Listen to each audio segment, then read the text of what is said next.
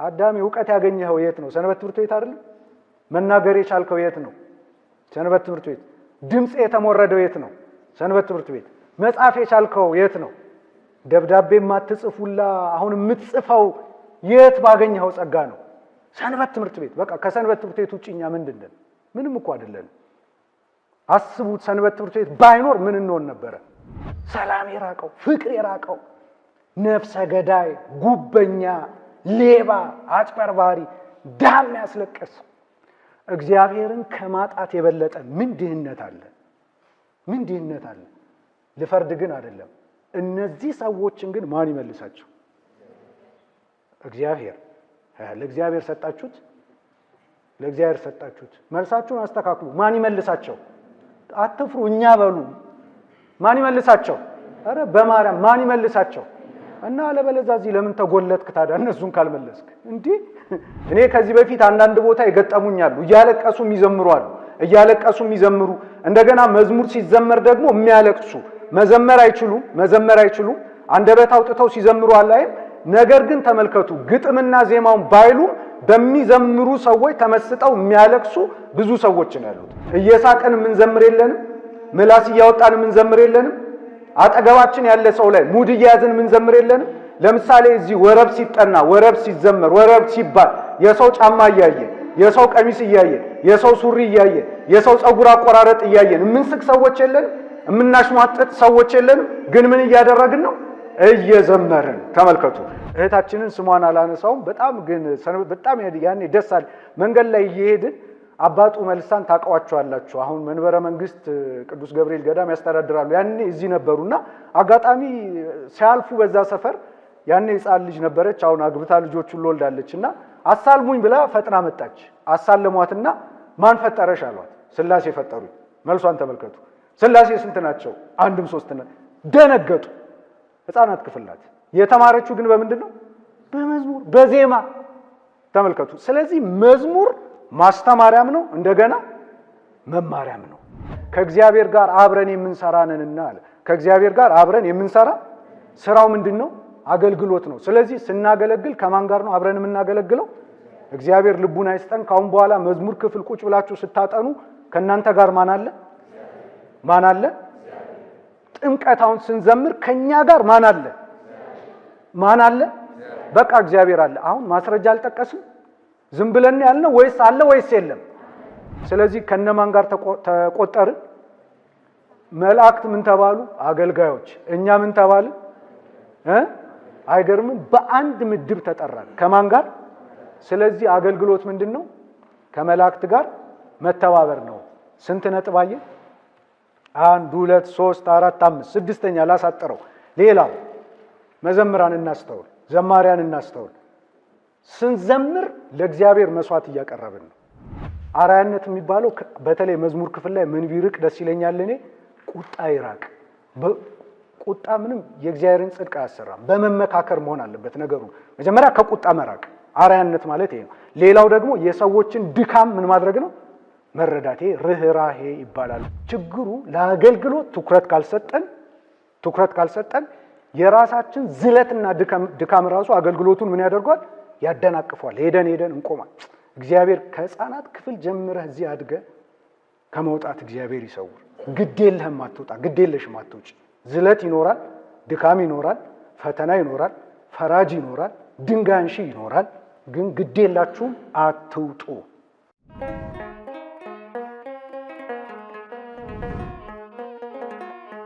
መንፈስ ቅዱስ አሐዱ አምላክ አሜን። የተወደዳችሁ የተከበራችሁ እግዚአብሔር ቤተሰቦች፣ የእመቤታችን የቅድስት ድንግል ማርያም ወዳጆች እንደምን አመሻችሁ? እንደምን ዋላችሁ? አሜን። በቸርነት በምሕረት የሚሰበስበን ቅዱስ የሆነ ቃሉን የሚያስተምረን የአባቶቻችን የቅዱሳን አምላካችን ኢየሱስ ክርስቶስ ከባህሪ አባቱ ከአብ ከባህሪ ሕይወቱ ከመንፈስ ቅዱስ ጋር ስሙ የተመሰገነ ይሁን። ያው እንግዲህ እንደ እግዚአብሔር ፈቃድ ያው እዚሁ ከአንዳንድ ቪዲዮዎች ጋር ትምህርቱን ለማስደገፍ ነበር እቅዱ፣ ግን አልተሳካም።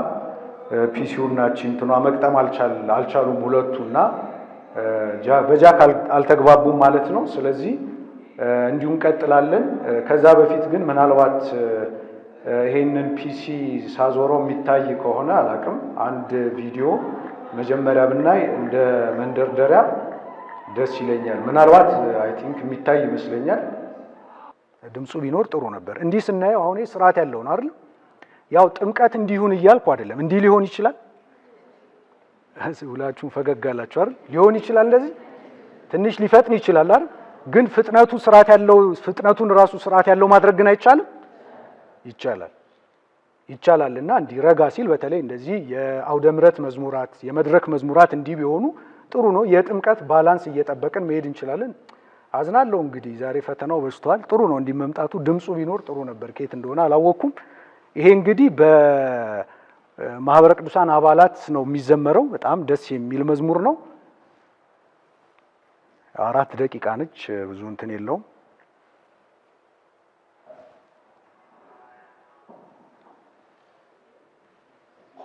ይሄ ደግሞ ምንድነው? ክስታንኛ ማለት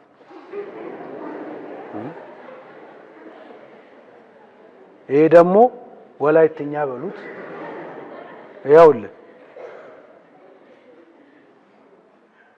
ይሄን ደግሞ ምን ትለዋለህ? ይሄን ደግሞ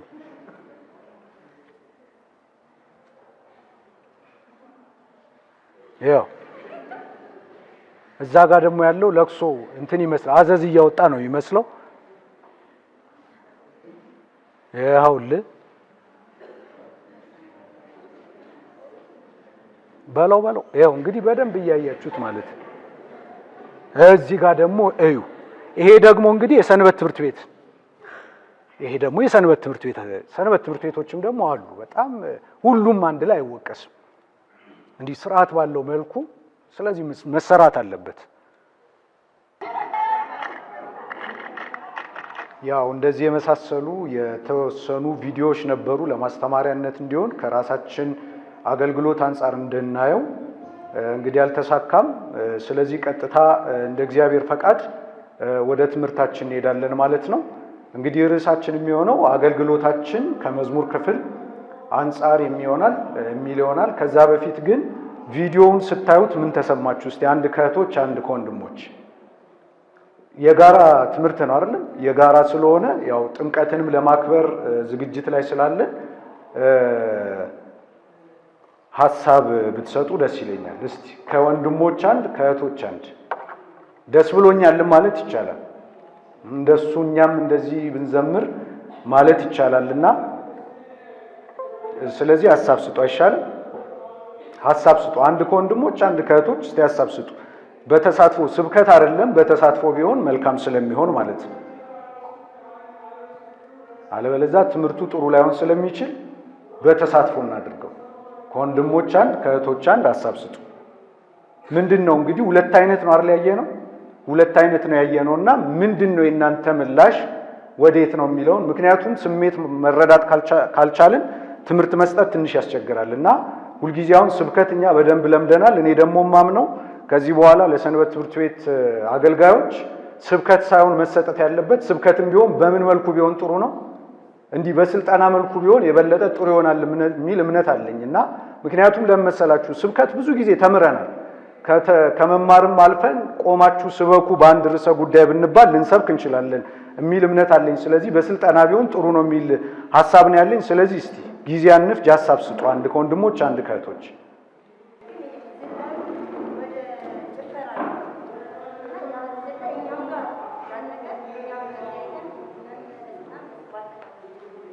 እሺ እግዚአብሔር ይስጥልን እህታችን ብርሃኔ፣ ጥሩ ሐሳብ እንግዲህ እግዚአብሔር ይመስገን መጥቷል።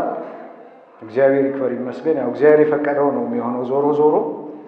ስለዚህ አንዴ ደግመን እንየው። ግን እህታችን ብርሃን ያለችውን ነገር በህሊናችን እናስቀምጠው። እውነት ለመነጋገር ያው እኛም ጋር እንዲህ አይነት ምልክቶች አሉ የሚል ነው። አንድ እንግዲህ እህታችን ያለችው ሁለት አይነት መንገድ ነው ያየሁት። ስርዓት ያለው መዝሙር የሚዘምሩ አሉ። ሁለተኛው ደግሞ ዝላይ ያለበት መዝሙር አይቻለሁ እና ያኛው ደግሞ እኛም ጋር አለ። እኛም ጋር ነው ያለችው። ሁላችንም እዛ ውስጥ አለን ማለት ነው። እሺ አሜን አሜን። እሺ እግዚአብሔር ይስጥልን። ስለዚህ አሁን ዞሮ እንግዲህ ከወንድሞች አንድ ከእህቶች አንድ ሐሳብ ተሰጥቷል። ዞሮ ሁላችንም ጋር ተስፋና ስጋት አለ ማለት ነው። ተስፋው ምንድነው? ሁላችንም በስነ ስርዓት የመዝሙር አገልግሎት እንዲቀርብ እንፈልጋለን። ስጋቱ ደግሞ በዚህ የመዝሙር ክፍል አገልግሎት ላይ አንዳንድ አላስፈላጊ የሆኑ እንቅስቃሴዎች አሉ የሚል ነው። ከዚህ በፊት ከዚህ ስልጠና ከዚህ ትምህርት በፊት ደግሞ በሌሎች ወንድሞች መምህራን ስልጠና የተሰጠ ይመስለኛል አይደል? አልተሰጠም? ተሰጥቷል አይደል? እኔ በማውቀው እንግዲህ ወንድማችን መምህር ሚካያስ እንደሰጣ ቃለው፣ ሁለተኛ ደግሞ ወንድማችን መምህር ዘላለምም ከዚህ በፊት መጥቶ እዚህ ስልጠና ሰጥቷል እና ባለኝ መረጃ እሱ ነው። ስለዚህ ዞሮ ዞሮ ምንድነው እንደነዚህ አይነት ስልጠናዎች የሚሰጡት በመካከላችን ጥሩ የተስማማ እግዚአብሔር የሚወደው የሚፈቅደው አገልግሎት እንዲኖር ነውና ያው እንግዲህ ወንድሞቻችን እንዲመጣ ሲስተሙ እንዲመጣ ይሞክሩ፣ እኛ ትምህርታችንን እንቀጥል። እንግዲህ ርዕሳችን ምንድነው ብያለሁ? አገልግሎታችን ከመዝሙር ክፍል አንጻር ነው አይደለም? ከመዝሙር ክፍል አንጻር ነው። እንግዲህ አገልግሎታችን ከመዝሙር ክፍል አንጻር ከሆነ ወይም ከዝማሬ አንጻር ከሆነ መጀመሪያ ምን ብሎ መጠየቅ ያስፈልጋል? አሁን መዝሙር ማለት ምን ማለት ነው? ሁለቱን አያይዘን ነው የምናየው፣ መዝሙርንና አገልግሎትን ማለት ነው። መዝሙርንና አገልግሎትን ሁለቱን አሰናስለን አንድ አድርገን እንመልከት ከተባለ ደግሞ መጀመሪያ ምንድነው ማየት የሚያስፈልገው? መዝሙር ለምንድን ነው የምንዘምረው? እንግዲህ እዚያው መዝሙር ጥናት እናጠናለን። ከልጅነታችን ጀምሮ ሁላችንም ስናጠና ነው ያደግነው፣ ስንዘምር ነው ያደግነው። አሁን መዝሙር ማለት ምን ማለት ነው የሚለውን ትምህርት አንገባም፣ መዝሙር ምን እንደሆነ ስለምናውቅ ማለት ነው።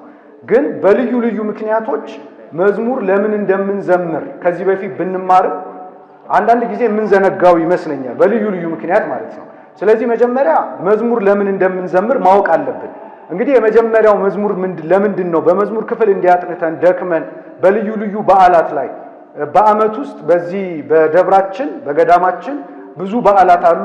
በእነዚህ በዓላት ላይ እንግዲህ ባሉ አገልግሎቶች ላይ መጀመሪያ በዓሉን ከሚያደንቁት አካላት መካከል አንዱ ሰንበት ትምህርት ቤታችን ነው፣ ማህበራችን ነው። ሰንበት ትምህርት ቤታችን ደግሞ በዓሉን የሚያደንቀው የመጀመሪያው በምንድን ነው? የመዝሙር አገልግሎት በመስጠት ነው አይደለም? የመዝሙር አገልግሎት በመስጠት በዓላችንን በጣም አድርገን እናደምቀዋለን። እንደገና ደግሞ የአደባባይ በዓላት አሉ፣ እንደ ጥምቀት፣ ሌላ ምን አለ? እንደ መስቀል። እነዚህ በዓላት አሉ።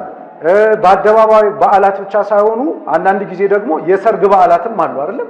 ሰርግ አባላት የሆኑ ሰዎችም እንደገና አባላት ያልሆኑ ወንድሞች እህቶችም ሲያገቡ ሰንበት ትምህርት ቤቱ ምን ይሰጣል? የዝማሬ አገልግሎት ይሰጣል። እናንተ ሐሳባችሁ ወደዚሁ፣ እነሱ ይስሩ ሐሳባችሁ ወደዚሁ። ስለዚህ ሰርግም ላይ አለ። እንደገና ደግሞ ክፍለ ሀገራትም ላይ የመዝሙር አገልግሎት ይሰጣል አይደል? አይሰጥም? ይሰጣል። እንግዲህ በእነዚህ ሁሉ ውስጥ ለምን እንደምንዘምር እናውቃለን ወይ ነው የኔ ጥያቄ። የሁላችንም ጥያቄ መሆን ያለበት ለምን እንደምንዘምር እናውቃለን ወይ? መዝሙር ለምንድን ነው የሚዘመረው የሚለውን በመሰረታዊ ነገር እናውቃለን የሚለው ሲነሳ ለምንድን ነው የምንዘምረው የሚለውን አጠር አድርጎ መመልከት ያስፈልጋል። ስለዚህ የመጀመሪያው መዝሙር የሚዘመረው ለምንድን ነው? እግዚአብሔርን በተመስጦ ለማመስገን ነው። የመጀመሪያው ነው። ለምንድን ነው የምንዘምረው ሲባል የምንዘምርበት የመጀመሪያው ዓላማ ምክንያት እግዚአብሔርን በተመስጦ ለማመስገን ነው። አሁን ቅድም እንዳየነው ዝላይ ውስጥ ተመስጦ የለም አይደለም? ስሜት ሊኖር ይችላል። ስሜቱ ሊያዘልለን ይችላል። ስሜቱ እንግዲህ ተመስጦ ውስጥ የከተተንም ሊሆን ይችላል። ነገር ግን ዝላይ ካለለ ቅድም እንዳየነው ዝላይ የሚኖር ከሆነ በፍጹም ተመስጦ ሊኖር አይችልም። የመዝሙር ዓላማው የመዝሙር ዋነኛ ዓላማ ግን ምንድነው? እግዚአብሔርን በተመስጦ ለማመስገን ነው። ለምሳሌ ልበ አምላክ ክቡር ዳዊት ምን ይላል? በመዝሙረ ዳዊት መዝሙር 46 ከቁጥር 4 ጀምሮ ስታነቡ በማስተዋል ዘምሩ የሚል ቃል አስቀምጦልናል። መዝሙረ ዳዊት መዝሙር 46 በቅንፍ 47 ከቁጥር 4 ጀምሮ ምን የሚል መልእክት አስቀምጦልናል? በማስተዋል ዘምሩ ይላል። ግልጽ ነው። በማስተዋል ዘምሩ የሚል ቃል አለልን። በማስተዋል ዘምሩ ይላል። ማን? ልበ አምላክ ክቡር ዳዊት በማስተዋል ዘምሩ ይላል። እየሰማችሁ ነው አይደል? እየሰማችሁ ነው። ምንድነው የሚለው ልበ አምላክ ክቡር ዳዊት? በማስተዋል ዘምሩ የሚል መልእክት አስቀምጦልናል ማለት ነው። ስለዚህ መጀመሪያ መዝሙር የሚዘመረው ለምንድን ነው? መዝሙር የሚዘመረው ለምንድን ነው? እግዚአብሔርን በተመስጦ ለማመስገን። ዓላማው ይሄ ነው፣ ግቡ ይሄ ነው፣ የመጀመሪያ ይሄ ነው። እንግዲህ መዝሙር ክፍል ስናጠና ብዙ ጊዜ ሁልጊዜ ነው አሁን ማደራ ምለው ከዚህ ስልጠና በኋላ ዓላማው ይሄ መሆኑን ማወቅ መቻል አለብን። በቃ እግዚአብሔርን በተመስጦ ለማመስገን። በተመስጦ እንደማናመሰግን ብዙ ምልክቶች አሉ። ከዝላዩ ባሻገር ለምሳሌ እኔና እናንተ አንዳንድ ጊዜ መዝሙር ክፍል እያጠናን ኋላም ቁጭ ብለን መሃል ላይም ቁጭ ብለን ፌስቡክ አናይም፣ ሶሻል ሚዲያ እንከታተላለን፣ ሜሴጅ እንላላካለን። አንዳንድ ጊዜ ደግሞ ምን እናደርጋለን? በተለይ እህቶች ጋር ነው ያለው ይሄ ችግር የሚመስለኝ፣ ሁሉም ጋር አይደለም። ምን እናደርጋለን? ያው ነጠላውን እንደዚህ ስለምንሸፈን ያመቸናል። ስለዚህ ምን እናደርጋለን?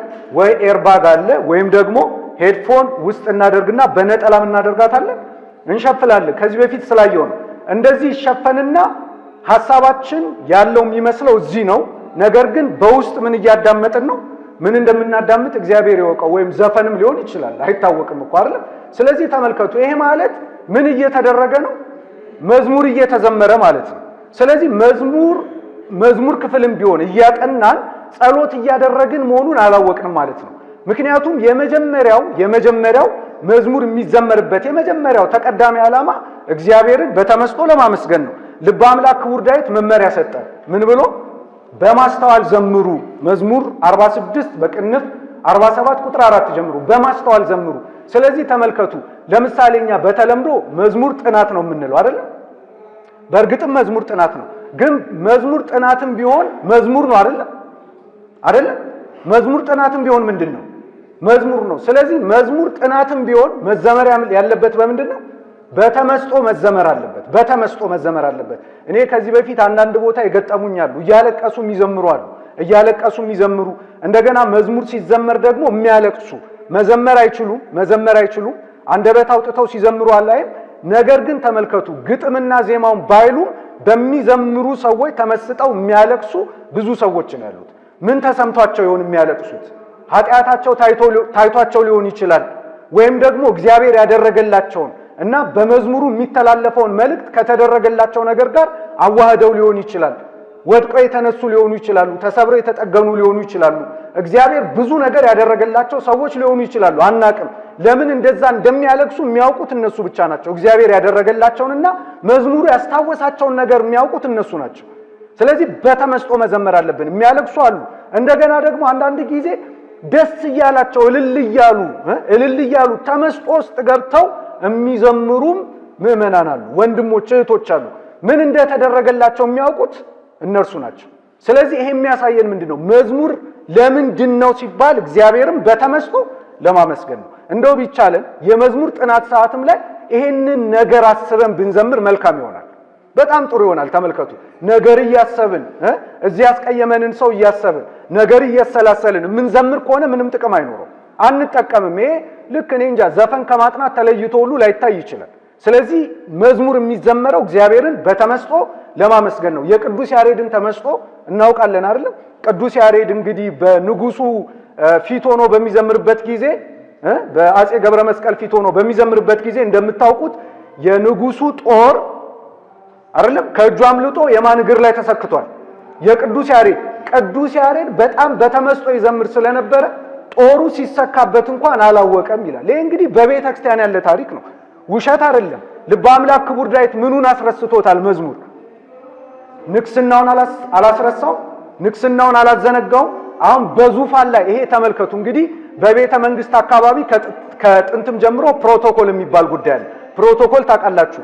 ልበ አምላክ ክቡር ዳዊትን ምን አስረሳው? መዝሙር ፕሮቶኮል አስነሳው። ፕሮቶኮል የሚባል ከጥንት ጀምሯል። አንድ ንጉስ ዙፋን ላይ በሚቀመጥበት ጊዜ ማድረግ የሚገባው ነገር፣ አለማድረግ የሚገባው ነገር፣ አሳሳቁ ሁሉ፣ አቀማመጡ ሁሉ፣ እጅ አሰነዛዘሩ ሁሉ፣ ሰዎችን ሲጋብዙ ይሄ ሁሉ ፕሮቶኮል አለ። ልበ አምላክ ክቡር ዳዊት ግን ተመልከቱ ሲዘምር ከፕሮቶኮል ወጣ። ይሄ ምንድነው? የዳዊትም ታሪክ የሚያስተምረን የቅዱስ ያሬድም ታሪክ የሚያስተምረን መዝሙር ለምን እንደሚዘመር ነው። መዝሙር የሚዘመረው እግዚአብሔርን በተመስጦ ለማመስገን ነው። እየሳቀን የምንዘምር የለንም፣ ምላስ እያወጣን የምንዘምር የለንም። ለምሳሌ እዚህ ወረብ ሲጠና፣ ወረብ ሲዘመር፣ ወረብ ሲባል የሰው ጫማ እያየን፣ የሰው ቀሚስ እያየን፣ የሰው ሱሪ እያየን፣ የሰው ጸጉር አቆራረጥ እያየን የምንስቅ ሰዎች የለንም፣ የምናሽሟጠጥ ሰዎች የለንም። ግን ምን እያደረግን ነው? እየዘመርን። ተመልከቱ። ስለዚህ በዚህ አይነት መልኩ መዝሙር በጣም መታረም አለበት። እውነቴን ነው የምላችሁ። እዚያ ላይ ደግሞ የሚያሳዝነው ሲነገረንም አንወድም እንዲህ አይነቱ ነገር። ስለዚህ መዝሙር በተመስጦ የሚዘመር እንጂ እያሾፍን እየቀለድን ሰው ላይ እያሽሟጠጥን የምናገለግለው አገልግሎት አይደለም። እግዚአብሔርም በተመስጦ ስለተደረገልን ነገር ስላልተደረገልንም ነገር ወደፊት ስለሚደረገልንም ነገር እግዚአብሔር ያደረገልንን ስራ የሰራልንን ውለታ እያሰብን በተመስጦ ለማመስገን መዝሙር ይቀርባል። ሌላው ሁለተኛው እዚያ ጋር የምታዩት ምንድነው? ወደ እግዚአብሔር ልባዊ ጸሎትን ለማቅረብ ነው። ወደ እግዚአብሔር ልባዊ ጸሎትን ይሄውላችሁ አስተውሉ። አሁን ለምሳሌ ብዙ ጊዜ የሰንበት ትምህርት ቤት አባላት ብዙዎቻችን ማለት ነው ብዙዎቻችን ጸሎት የማድረግ ልምድ የለንም አይደል?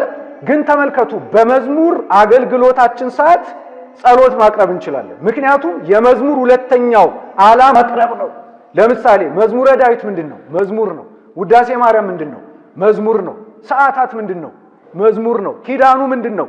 መዝሙር ነው። እነዚህ በሙሉ ስታዋቸው መዝሙራት ናቸው። ይሄ ማለት ምን ማለት ነው? ስትመረምሯቸው ደግሞ ጸሎታትም ጭምር ናቸው አይደል?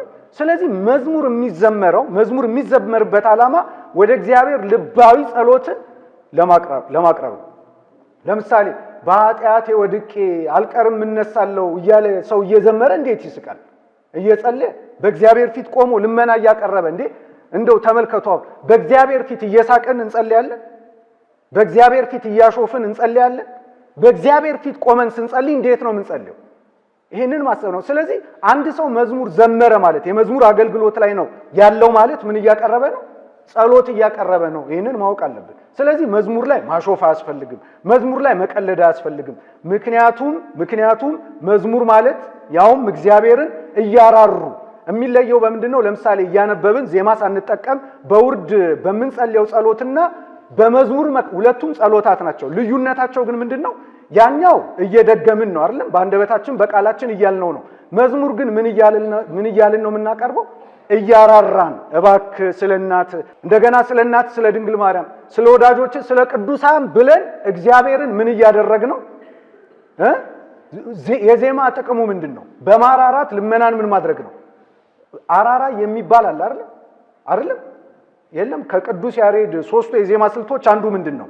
አራራይ ምንድነው? ትርጉሙ ራሱ የሚያራራ ወደ እግዚአብሔር ያ መዝሙር የሚቀርበው ምን በማድረግ ነው? በማራራት እባክህ ማረን በመለማመጥ ማለት ነው። በመለማመጥ ስለዚህ በመለማመጥ ወይም የእግዚአብሔርን ልብ በማራራት ልመና ከሚቀርብባቸው መንገዶች መካከል አንዱ ምንድነው? መዝሙር ነው። ይሄንን ማወቅ አለብን። ሌላው ክፉ መንፈስን ለማራቅ ነው። አሁን ዛሬ ብዙዎቻችን ብዙዎቻችን የምናሾፍበት መዝሙር፣ የምንቀልድበት መዝሙር፣ ያለ ልብ ከልብ የምንዘምረው መዝሙር እኩያን አጋንንት ርኩሳን መናፍስትን የሚያርቅ አገልግሎት ነው። ከልጅነታችን ጀምሮ ሰንበት ተማሪዎች ተምረናል። ለምሳሌ በአንደኛ ሳሙኤል ምዕራፍ 16 ላይ ታውቃላችሁ አይደለም? ሳኦል ክፉ መንፈስ ሲያስቸግረው ልበ አምላክ ክቡር ዳዊት ይመጣል፣ በገና ይደረድራል። በገና እየደረደረ ምን ያደርጋል? መዝሙር ያቀርባል። መዝሙር ሲያቀርብ ሲዘምር በሳኦል ላይ የነበረው ክፉ መንፈስ ምን ይሆናል? ይርቅለት ነበር ይላል። እንዴት ቀልደንበታል ዛሬ! እንዴት አሹፈንበታል ዛሬ!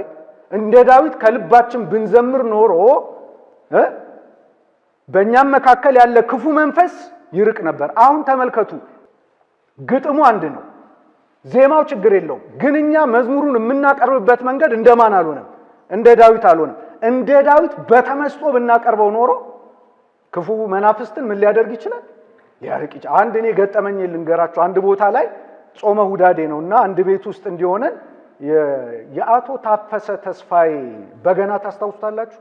በስመ አብ ወልድ ወመንፈስ ቅዱስ በእንዲህ አይነት ዜማ የሚዘምሩት አባት ማለት ነው። በህይወት አልፏል፣ የሉም አሁንና ልክ የሳቸው የበገና ካሴት ሲከፈት እኛ አላወቅንም። አንዲት እህት እዛ ቤት ነበረች። ይሄንን መዝሙር ዝጉልኝ አለች። እኛ አልገባንም። ዝጉልኝ እያለች መሃል ላይ አስጮሆ አፍርጦ ጣላት። ተመልከቱ እንግዲህ የምኑ ኃይል ነው? የበገናው ኃይል። ስለዚህ እኛ አባት ያበገናን ሲደረድሩ የነበረው ከምንድን ነው? ከልባቸው ነው። ተመልከቱ፣ ከልባቸው ያንን በገና እየደረደሩ ይዘምሩ ስለነበረ እዚያ ተሸርጦ የነበረ ጋኔን እስከ መጋፈጥ ደርሷል። እስከ በዘመናችን እንኳን ኃይል አለ። ስለዚህ በተቻለን መጠን እንደው አንዳንድ የላሊበላ አባቶችም አሉ እያለቀሱ በሰዓታቱ የሚዘምሩ ማለት ነው።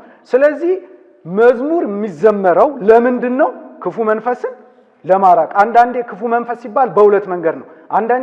ታውቃላችሁ፣ ዘመኑ የጭንቀት ዘመን ሆኗል አይደል? በስራ እንጨነቃለን፣ በትዳር እንጨነቃለን፣ በኑሮ እንጨነቃለን፣ በፖለቲካ እንጨነቃለን። ሶሻል ሚዲያ ላይ በሚለቀቁ ነገሮች ብዙ ጭንቀት አለብን። ከዚህ ሁሉ ጭንቀት ትንሽ እርጋታ የሚሰማን ምን ስናዳምጥ ነው? አይደለም እንዴ? በእውነት አይደለም? አሁን ያንዳንድ እንደው ወንድሞች እህቶች መዝሙር እንዴት ይመስጣል! በእውነት ነፍስን ያስረሳል። እኔ በግሌ አሁን የይልማ መዝሙራት እንደው ሁሉም ብዙዎቹ ዘማሪያን ደስ ይላል። ነፍስ ነው የሚያስረሱት። በእውነት እንዴት ቢዘምሩት እንደሆነ እኔ አላውቅም።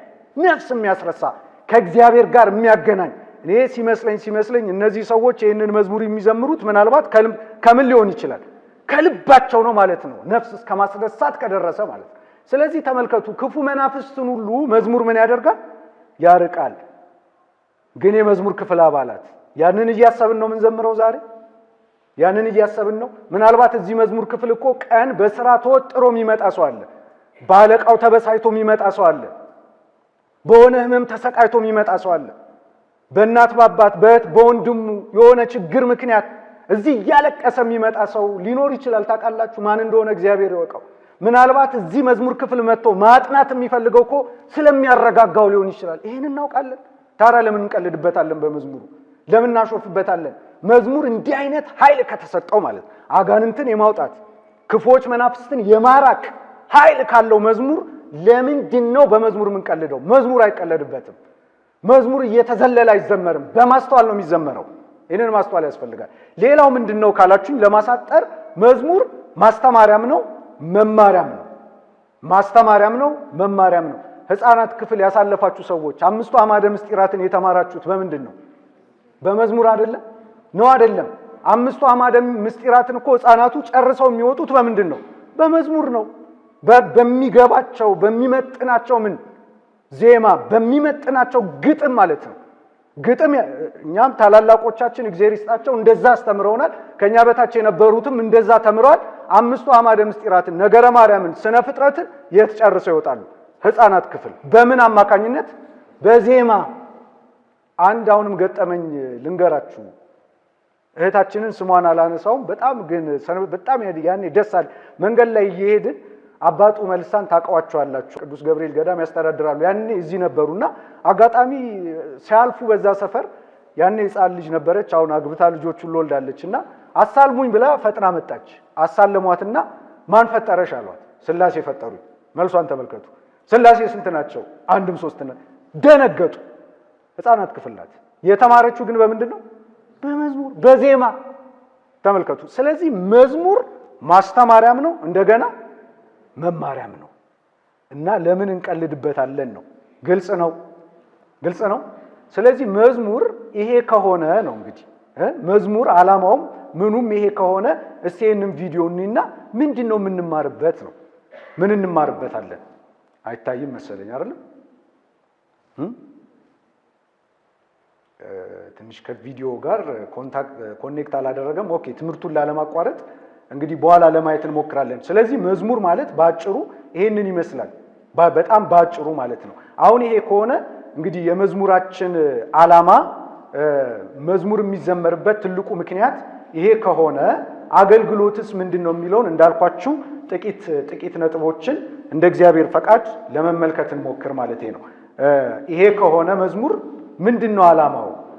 መዝሙር የምንዘምርበት ትልቁ ዓላማ ምንድነው? መዝሙር አገልግሎት ከሆነ እንደ እግዚአብሔር ፈቃድ የሚፈጸም ከሆነ ምንድነው የሚለውን ጥቂት ነጥቦችን እንግዲህ አገልግሎት ምንድነው የሚለውን ስንመለከት እነዚህ ነገሮችን ከልብ አድርገን ልናስተውል ይገባል። አገልግሎት ምንድነው የሚለውን ስናይ አሳጥረን ነው የምናየው። የመጀመሪያው አገልግሎት እንግዲህ የምን ክፍል አገልግሎት ማለት ነው? እየተሳተፋችሁ የምን ክፍል አገልግሎት? የመዝሙር አገልግሎት ብላችሁ ተረዱት። ያው በሰንበት ትምህርት ቤታችንም ብዙ አባላት ታቀፈው ያሉት የት ላይ ነው? አቤት፣ ይሄ ምን ያሳያችኋል? ለመዝሙር ክፍል አገልግሎት ምን መሰጠት አለበት? ትኩረት መሰጠት አለበት። በጣም ለሰንበት ትምህርት የጀርባ አጥንት ማለት ነው። ምክንያቱም አንዱ የትምህርት ክፍል ስለሆነ። ስለዚህ ምንድነው ይሄ የመዝሙር አገልግሎት? ምንድነው ስንል የመጀመሪያው የተፈጠርንበት ዓላማ ነው። የመዝሙር አገልግሎት ዓላማ ምንድነው? እንደውም ይገርማቸዋል። ስንሞትም እኮ ምን ይቀጥላል? አቤት ገና እንዘምራለን እንላለን አይደል? ገና እንዘምራለን ማለት መቼ ነው የምንዘምረው? ይሄ እኮ ትርጉሙ መቼ እንዘምራለን ነው። ከሞትንም በኋላ ምን ይቀጥላል? ምን ይቀጥላል? ዝማሬ ይቀጥላል፣ ምስጋና ይቀጥላል፣ እግዚአብሔርን ማመስገናችን ይቀጥላል። ስለዚህ ከሞትንም በኋላ የምን ክፍል አባላት ነው የምንሆነው? አቤት ሞኞች አልመሰላችሁም አይደል? በደንብ ድምቅ አድርጋችኋል። የምን ክፍል አባላት ነው የምትሆኑት? ምን ሆነው? ዋና ያለው ስራ በሰማይ ምንድነው? ምስጋና አይደለም? መላእክት በሰማይ ስራቸው ምንድነው? አቤት። ስለዚህ እግዚአብሔር ለዛ ያብቃን፣ ለንስሐ ለስጋው ደሙ እንደው ያብቃን፣ በሃይማኖት ያጽናንና ከሞትንም በኋላ የማንን ማህበር ነው የምንቀላቀለው? የዘማሪያንን የአመስጋኞችን ማህበር ነው የምንቀላቀለው። ይሄን ግን አስበን እናውቃለን? ቅዱስ ጳውሎስ ይላል እኮ መላእክት ወዳሉበት ኢየሱስ ክርስቶስ ወዳለበት ድል የነሱ ጻድቃን ወዳሉበት ይላል። እዛ ዕብራውያን ምዕራፍ 12 ቁጥር 22 ላይ ስታነቡ ኢየሱስ ክርስቶስ ወዳለበት፣ መላእክት ወዳሉበት፣ ነቢያት ወዳሉበት፣ አበው ወዳሉበት እና አቤል ወዳሉበት ደርሳችኋል ይላል። ከሞት በኋላም ምን ገጥመው እዛ ነው። ይሄንን ማወቅ አለብን። ምናልባት እዚህ በሚገባን ቋንቋ እንዲነገረን ተብሎ እንጂ ከሞትንም በኋላ ምን ይቀጥላል? ዝማሬው ምስጋና ይቀጥላል። ምስጋና ይቀጥላል። ስለዚህ የተፈጠርንበት ዓላማ ምንድነው? መዘመር ማገልገል ነው። መዘመር ነው፣ ማመስገን ነው። ይሄንን ማወቅ አለብን። የመጀመሪያ ነው። ዘጸአት ምዕራፍ 7 ቁጥር 16 ላይ ስታነቡት እዛ ላይ እንደተጻፈው እግዚአብሔር ወደ ፈርዖን ሙሴን ሲልክ ምን ነበር ያለው? እንዲያገለግለኝ ሕዝቤን። አቤት እየተሳተፋችሁ ቢሆን ጥሩ ይሆናል። ነው የማትመልሱት? አብረን ስላደግን ነው። አቤት እንደዛ ነው የማትመልሱት? ሰው ለምን ተፈጠረ? ሰው ለምን ተፈጠረ? እግዚአብሔር ፈርዖንን ምን አለው? ያገለግለኝ ዘንድ ሕዝቤን እምቢ አለ አይደል? መጀመሪያ እግዚአብሔር በሚቀጣ ቀጣው። ከዛ ከተለቀቁ በኋላ ምን አነሱ? ማርያምን አስታወሷቸዋት? የሙሴ እህት ማርያም ምን አነሳች? ከበሮ። ከዚያ እሷ ከበሮ እየመታች ህዝቡ እየዘመሩ ምን አደረጉ? በቃ ወጡ። የተፈጠርንበት እንዲያገለግለኝ ሕዝቤን ልቀቅ አለ እግዚአብሔር። ህዝቡ አገልግሎታቸውን በምን ጀመሩ? በምስጋና በመዝሙር ጀመሩ። በቃ ማርያም ከበሮ አንስታ መታች፣ እየከበረች እግዚአብሔርን አመሰገኑ ማለት የተፈጠርንበት ዓላማ ነው። ሁለተኛው አገልግሎት የጠፉትን መፈለጊያ አንዱና ዋነኛው መንገድ ነው። የጠፉ ሰዎችን የምንፈልገው አንዱ በምንድን ነው? በመዝሙር አገልግሎት ነው። እሺ አሁን የጠፉ አባላት ወይም የራቁ አባላት እንበል ጠራናቸው። ስንጠራቸው መጀመሪያ በምንድን ነው እንደው ልባቸውን የጥንቱን የምናስታውሳቸው በምንድን ነው? በልጅነት የዘመረውን መዝሙር አይደለም? በልጅነት የዘመረውን መዝሙር ከወደቀ በኋላ ደግሞ ምን እንዲያስብ እንዘምርለታለን? በኃጢአቴ ወድቄ አልቀርም እነሳለሁ። ትዕቢት የሚሰማውን ሰው በምንድን ነው የምንዘምርለት? ከንቱ ነኝ አይደለ? ከንቱ ነኝ አንልም ወይ? ወድቆ ተስፋ እንዳይቆርጥ ብዙ መዝሙራት ማንሳት። ስለዚህ ተመልከቱ፣ የጠፉትን የምንፈልገው በምን አማካኝነት ነው? በአገልግሎት አማካኝነት ነው። ሌላው እዚህ ጋር ተመልከቱ። እንደው አሁን ተመልከቱ፣ እኛ ክርስቲያኖች ነን። በእውነት እኔ በጣም ነው ማዝነው። በዚህ ዘመን አገልጋዮች ነን እንላለን። ግን አገልግሎት ምንድነው ለሚለው ሶስተኛ ላይ የተቀመጠልን ምንድነው? የመንፈሳዊ ቅናት አንዱ ምንድነው? ስለዚህ በሃይማኖት ብትኖሩ ራሳችሁን መርምሩ ነው። እኛ ዛሬ የሚያሳዝነው እኛ ራሳችን ዛሬ ፈላጊና እረኛ እንፈልጋለን። የጠፉትን የባዘኑትን መጥራት ሲገባን፣ ያሉትን ማጽናት ሲገባን፣ ማገልገል ሲገባን እኛ በልዩ ልዩ ምክንያት የምንሸሾናል። የቤተ ክርስቲያን ህመማችን ሊሆን አልቻለም። የቤተ ክርስቲያናችን ቁስላችን ሊሆን አልቻለም። የቤተ ክርስቲያን ስደት ሊሆን አልቻለም። በቤተ ክርስቲያን ላይ የሚሰነዘረው ትችትና ስድብ የኛ ስድብ እንኳን አድርገን እንደው ልንቆጥር አልቻለም። ይሄ ማለት በውስጣችን ምን ተንጠፍጥፏል ማለት ነው? መንፈሳዊ ቅናት የሚባለው ነገር ጠፍቷል። አንድ ሰው አገልጋይ የሚታወቀው ወይም የአገልግሎቱ ዓላማ ምንድነው ካላችሁኝ፣ ሰው ሲቀና ሲቆረቆር ያንን መግለጥ ያለበት በምንድን ነው? በአገልግሎት ነው። ይሄንን አስቡ። ለምሳሌ አስቀድሞ ልበ አምላክ ክቡር ዳዊት የተናገረው ቃል አለ። በእውነት በመዝሙር 68 ላይ ነው አይደል? መዝሙር 68 ቁጥር 8 ላይ በምርኮ በነበሩበት ጊዜ ልበ አምላክ ክቡር ዳዊት ያያቸው ነገሮች አሉ። ያለ እግዚአብሔር መስዋዕት ይቀርብበት የነበረው ቤተ መቅደስ በሕዝቡ ኃጢአት ምክንያት የሌሎች የጣዖታት መስዋዕት ሲሰዋበት ተመለከተ። የማይገባ ስራ ሲሰራበት ተመለከተና ምን ብሎ ተናገረ? መዝሙር 68 ከቁጥር 9 ጀምሮ የቤት ቅናት በልታኛለች፣ የሰደቡም ስድብ በላይ ላይ ወድቋል። የቤት ቅናት በልታኛለች። ምን አገባኝ እኔ። አሁን አንዳንዱ እግዚአብሔር እኮ እቺን ቤተክርስቲያን ስለተለያት ነው ይላል። አንዳንዱ የሚል እኮ አለ እንዲህ ብሎ የሚሳደባል። በቃ ከዚህ በፊት ታድሶቹ ምን ይሉ እንደነበር ታውቃላችሁ? አሮጊቷ ሳራ ማብቂያዋ ደርሷል እያሉ ሁሉ ይዘብቱ ነበር። እንዲህ ይላሉ። ልበ አምላክ ክቡር ዳዊት ግን ምንድነው ያለው? ቤቱ እንደዛ ሲሆን የእግዚአብሔር ቤት የቤት ቅናት በልታኛለች፣ የሰደቡ ስድብ በላይ ላይ ወድቋል። ከዛ በኋላ ወደ ምንድነው የገባው? ይሄንን ቃል ተናግሮ ወደ ተግባር። ይሄንን ይዞ በዮሐንስ ወንጌል ምዕራፍ 2 ቁጥር 17 ላይ ጌታችን ሰው ከሆነ በኋላ ወደ ቤተ መቅደስ ገባ። እንደምታውቁት አገልግሎት ከጀመረ በኋላ ከዚያ በቤተ መቅደሱ ምን ሲያደርጉ አገኘ? ህዝቡ ሲሸጡ፣ ሲለውጡ፣ ሲሸቅጡ የማይገባ ስራ ሲሰሩ አየ። ጅራፍ አንስቶ የማያውቅ ጌታ፣ ሲሰደብ የታገሰ ጌታ ለቤተ መቅደሱ ግን ምን አነሳ? ጅራፍ አበጅቶ እየገረፈ አስወጣ። ቤቴ የጸሎት ቤት ትባላለች፣ እናንተ ግን የወንበዴዎች ዋሻ አደረጋችኋት። ከዚያ ቅዱስ ዮሐንስ ወንጌላዊ ሲጠቅስልን ምን አለ? ደቀ መዛሙርቱ የቤት ቅናት በልታኛለች፣ የሰደቡም ስድብ በላይ ላይ ወድቋል ተብሎ የተነገረው ቃል ይፈጸም ዘንድ ጌታ እንዲህ ያደረገ ይላል። ስለዚህ ጌታ ያስተማረን ምንድነው? ለኔና ለናንተ ለቤተ እግዚአብሔር መቆርቆር፣ ለቤተ እግዚአብሔር መቅናት። ሰዎች ሲጠፉ፣ ሰዎች ሲርቁ፣ ሰዎች ሲደናቀፉ፣ ዲያብሎስ ሲያሰናክላቸው፣ በስጋ ፈቃድ ሲወድቁ፣ የሚያነሳቸው ሲያጡ፣ አይዟችሁ ኑ ወደ ቤተ ክርስቲያን የሚላቸው ሲያጡ ልንቆረቆር ይገባናል። ለአገልግሎትም ሊያነሳሳን የሚገባው ነገር ያ ስለሆነ ማለቴ ነው። ሌላው ምንድነው ታውቃላችሁ? የሐዋርያት ሥራ ምዕራፍ 17 ቁጥር 16 ላይ ቅዱስ ጳውሎስ አቴና ከተማ ገባ ይላል። አቴና ከተማ ሲገባ ከተማይቱ በሙሉ በምን ተሞልታ አገኛት ይላል? በጣዖታት። ወዲያው መጽሐፍ ቅዱስ ሲነግረን ምን ይላል? ቅዱስ ጳውሎስም መንፈሱ ተቃጠለበት ይላል። ምኑ ተቃጠለበት? ምን ሆነ? ቅዱስ ጳውሎስ ተቃጠለ በመንፈስ። ለምንድን ነው የተቃጠለው? ከተማይቱ ምን መምሏቱን ተመልክቶ። አሁን ይሄ ሁሉ ዛቻ ቤተክርስቲያን ላይ ሲወርድ፣ ውርጅብኝ ሲወርድ ነው እኛ መሀል ከተማ ያለን አገል ምንድን ነው የሚሰማን? ግን በቃ ተመቻችተን ነው አይደል ያለን? ምን አስተዋጽኦ ላበርክት እንኳን አንልም እኮ። የሚያሳዝነው ነገር ያደግነው ቤተክርስቲያን ነው፣ የኖርነው ቤተክርስቲያን ነው። ግን ምን ላድርግ ከኔ ምን አስተዋጽኦ ይጠበቃል የሚለውን ግን እኔ አስበንበትም የምናውቅ አይመስለኝም። ከኔም ጀምሮ እግዚአብሔር እንደሱ ለማሰብ ያብቃል እንጂ እኮ ተመልከቱ፣ እንዲህ ብናስብ እኮ ምንም አይነቀንቀንም ነበር። ይሄ ሁሉ ክርስቲያን እንዲህ እየሆነ እያየን፣ ቤተክርስቲያን ላይ ይሄ ሁሉ ችግር እየመጣ እያየን እኛ መሀል ስላለን ነው። ዳሩን እኮ አላየነው። ዳሩን ብዙ ሰው እየተወሰደ እኮ ነው። ምናቀው እኮ ነው። አለሁ ይመስልሻል? ተበልተሽ አልቀሻል ያለን ይመስለናል። ማን ያገልግል ታዲያ? ማን ይቆርቆር? ማን ይቅና? መጽሐፍ ቅዱስ በመንፈስ የምትቃጠሉ ሁኑ አለን። ተቆርቆሩ አለን። መቆርቆር ይገባል፣ መቃጠል ይገባል። ይሄው ጌታችንም አስተማረን፣ ዳዊት አስተማረን፣ ቅዱስ ጳውሎስ አስተማረን። አቡነ ተክለ ሃይማኖትን ለአገልግሎት የቀሰቀሳቸው ምንድነው? ቅናተ ቤተ ክርስቲያን።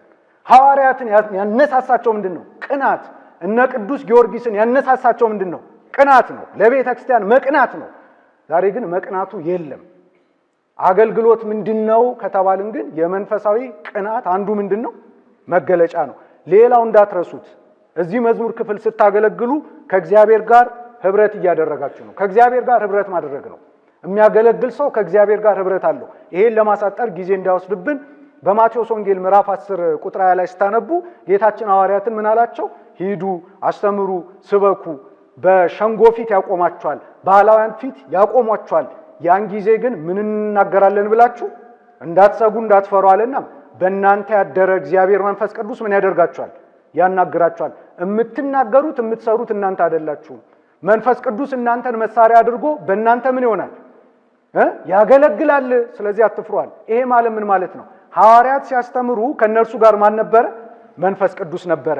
እንደው ተመልከቱ አንደኛ ቆሮንቶስ ምዕራፍ 3 ከቁጥር 5 እስከ ቁጥር 9 ላይ ለማሳጠር ነው፣ እያሳጠርኩ ነው የምሄደው።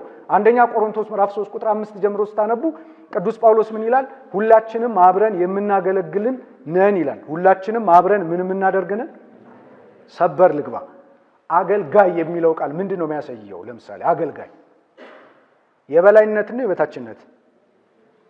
እየመለሳችሁ ሰዓት እየሄደብን ነው። የበላይነት ነው የበታችነት ነው? አገልጋይ የሚለው ቃሉ የበላይነት ነው የበታችነት ነው? ስለዚህ አገልጋዮች ነን አይደል? የመዝሙር ክፍል አገልጋዮች ነን። አሁን ጥምቀትም ልናገለግል ነው አይደል? ወደፊትም እግዚአብሔር ከፈቀደልን እናገለግላለን። ስለዚህ ምኖች ነን? ጌቶች ነን? ባሮች? እመቤቶች ነን ወይስ ገረዶች?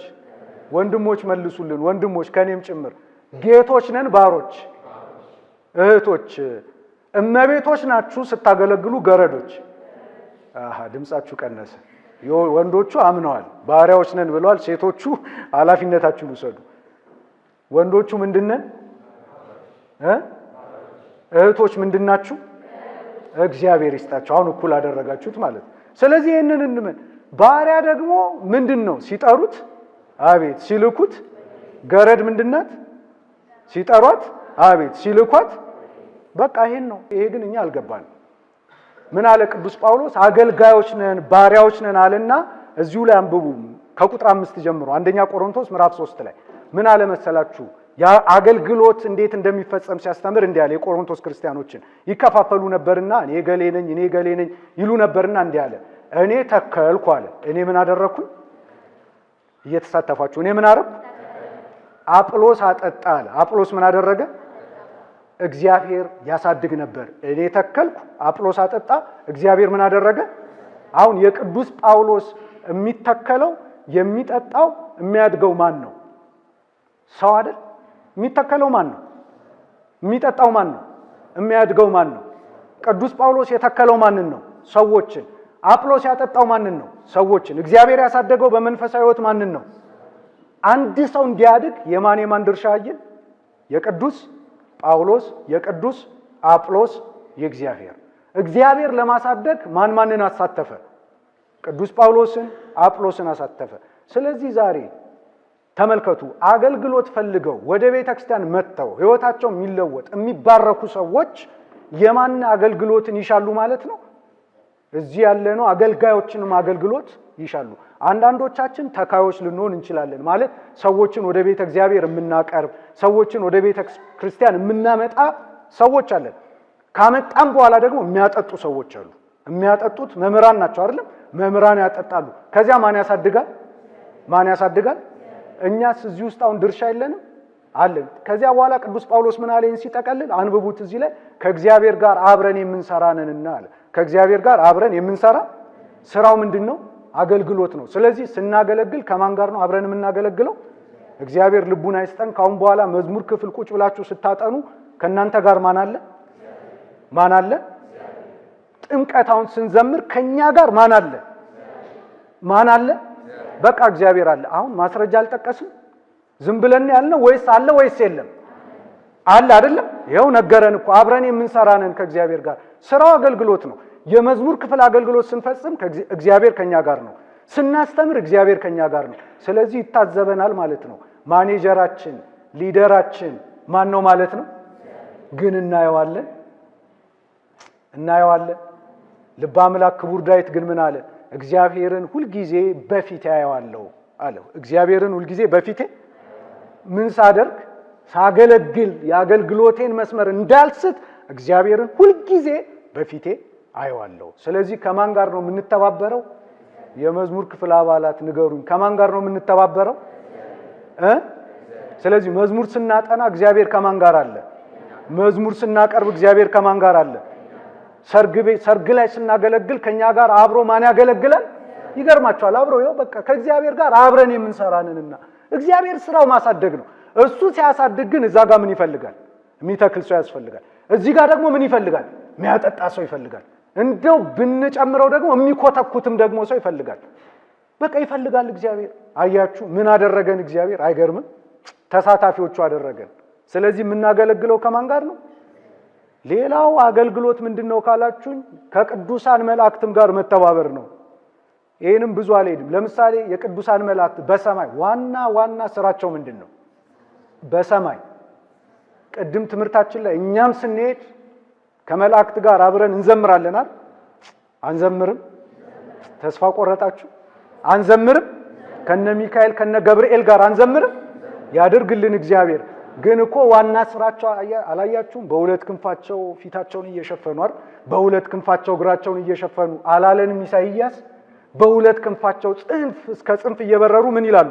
ቅዱስ ቅዱስ ቅዱስ የሰራዊት ጌታ እግዚአብሔር፣ ምድር ሁሉ በቸርነት ተሞልታለች እያሉ ይዘምራሉ፣ ያመሰግናሉ። ረፍትም የላቸውም እነዚህ ቅዱሳን መላእክት። እንግዲህ ዋና ስራቸው መዘመር ነው። ደግሞ ሌላ ላምጣላችሁ። ለምሳሌ እኛ ኃጢአት ሰርተን በድለን አስቀይመን ተጸጽተን ደግሞ ንስሐ ስንገባ ምን ያደርጋሉ? ጌታችን አልነገረንም? ምን ያደርጋሉ? በሰማይ ባሉ መላእክት ዘንድ ደስታ ይደረጋል አላለም ጌታችን? አይገርማችሁ? እኛ ስንመለስ ከልባችን ንስሐ ስንገባ በሰማይ ያሉ መላእክት ይዘምራሉ እኮ እናንተ፣ ይዘምራሉ። እልልታ ነው እነሱ ጋር ያለው፣ እልልታ ነው ያለው። በቃ ስራቸው ይሄ ነው፣ ስራቸው ይሄ ነው። በምድር ደግሞ ስራቸው ምንድነው ካላችሁ፣ በምድር እኔና እናንተን ማገልገል ነው። እዚህ ዕብራውያን ምዕራፍ 1 ቁጥር 13 ላይ ምን የሚል ቃል አለ? ሁሉ መዳንን ይወርሱ ዘንድ ስላላቸው ለማገዝ የሚላኩ የሚያገለግሉም መላእክት አይደሉምን? እነማን ናቸው? የሚያግዙ ማን ናቸው? አሁንም አዳምጡኝ። እንደው ይሄ የቤተሰብ ትምህርት ስለሆነ ልናገረው። እዚህ መዝሙር ክፍል ግን የምናገለግለው ለምንድን ነው? ሰዎች እኮ እንዲመለሱ ነው። አይደለም? ሰዎች እንዲመለሱ፣ በእኛ የመዝሙር አገልግሎት ሰዎች እንዲጠቀሙ፣ በእኛ የመዝሙር አገልግሎት ኃጢአት የሰሩ ሰዎች ኃጢአታቸውን አስበው እንዲያለቅሱ፣ የተደረገላቸው ሰዎች ደግሞ ደስ ብሏቸው ምን የሚያደርጉ እንዲዘምሩ አላለም ቅዱስ ያዕቆብ? ከእናንተ ማንም ደስ ያለው ቢኖር ምን ያድርግ? እናንተ ደግሞ አዘማሪዎችም ናችሁ ማለት ነው። ስትዘምሩ ምዕመናንን ታስለቅሳላችሁ ወይም ደስ ታሰኛላችሁ። ኃጢአት የሰሩ የወደቁ ምዕመናን ካሉ ምን ያደርጋሉ? ያለቅሳሉ። መዝሙር ሲዘመር የተደረገላቸው ካሉ ደግሞ ምን ያደርጋሉ? እልል እያሉ ይዘምራሉ። ይሄ ነው ምክንያቱም ሁሉ መዳንን ይወርሱ ዘንድ ስላላቸው ለማገዝ የሚላኩ የሚያገለግሉ መላእክት አይደሉምን? ያግዛሉ፣ ያገለግላሉ። የኔና የእናንተም አገልግሎት ሰው ተኮር አይደለም። ስለዚህ ከነማን ጋር ተቆጠርን? መላእክት ምን ተባሉ? አገልጋዮች። እኛ ምን ተባልን? አይገርምም? በአንድ ምድብ ተጠራን። ከማን ጋር? ስለዚህ አገልግሎት ምንድነው? ከመላእክት ጋር መተባበር ነው። ስንት ነጥብ አየን?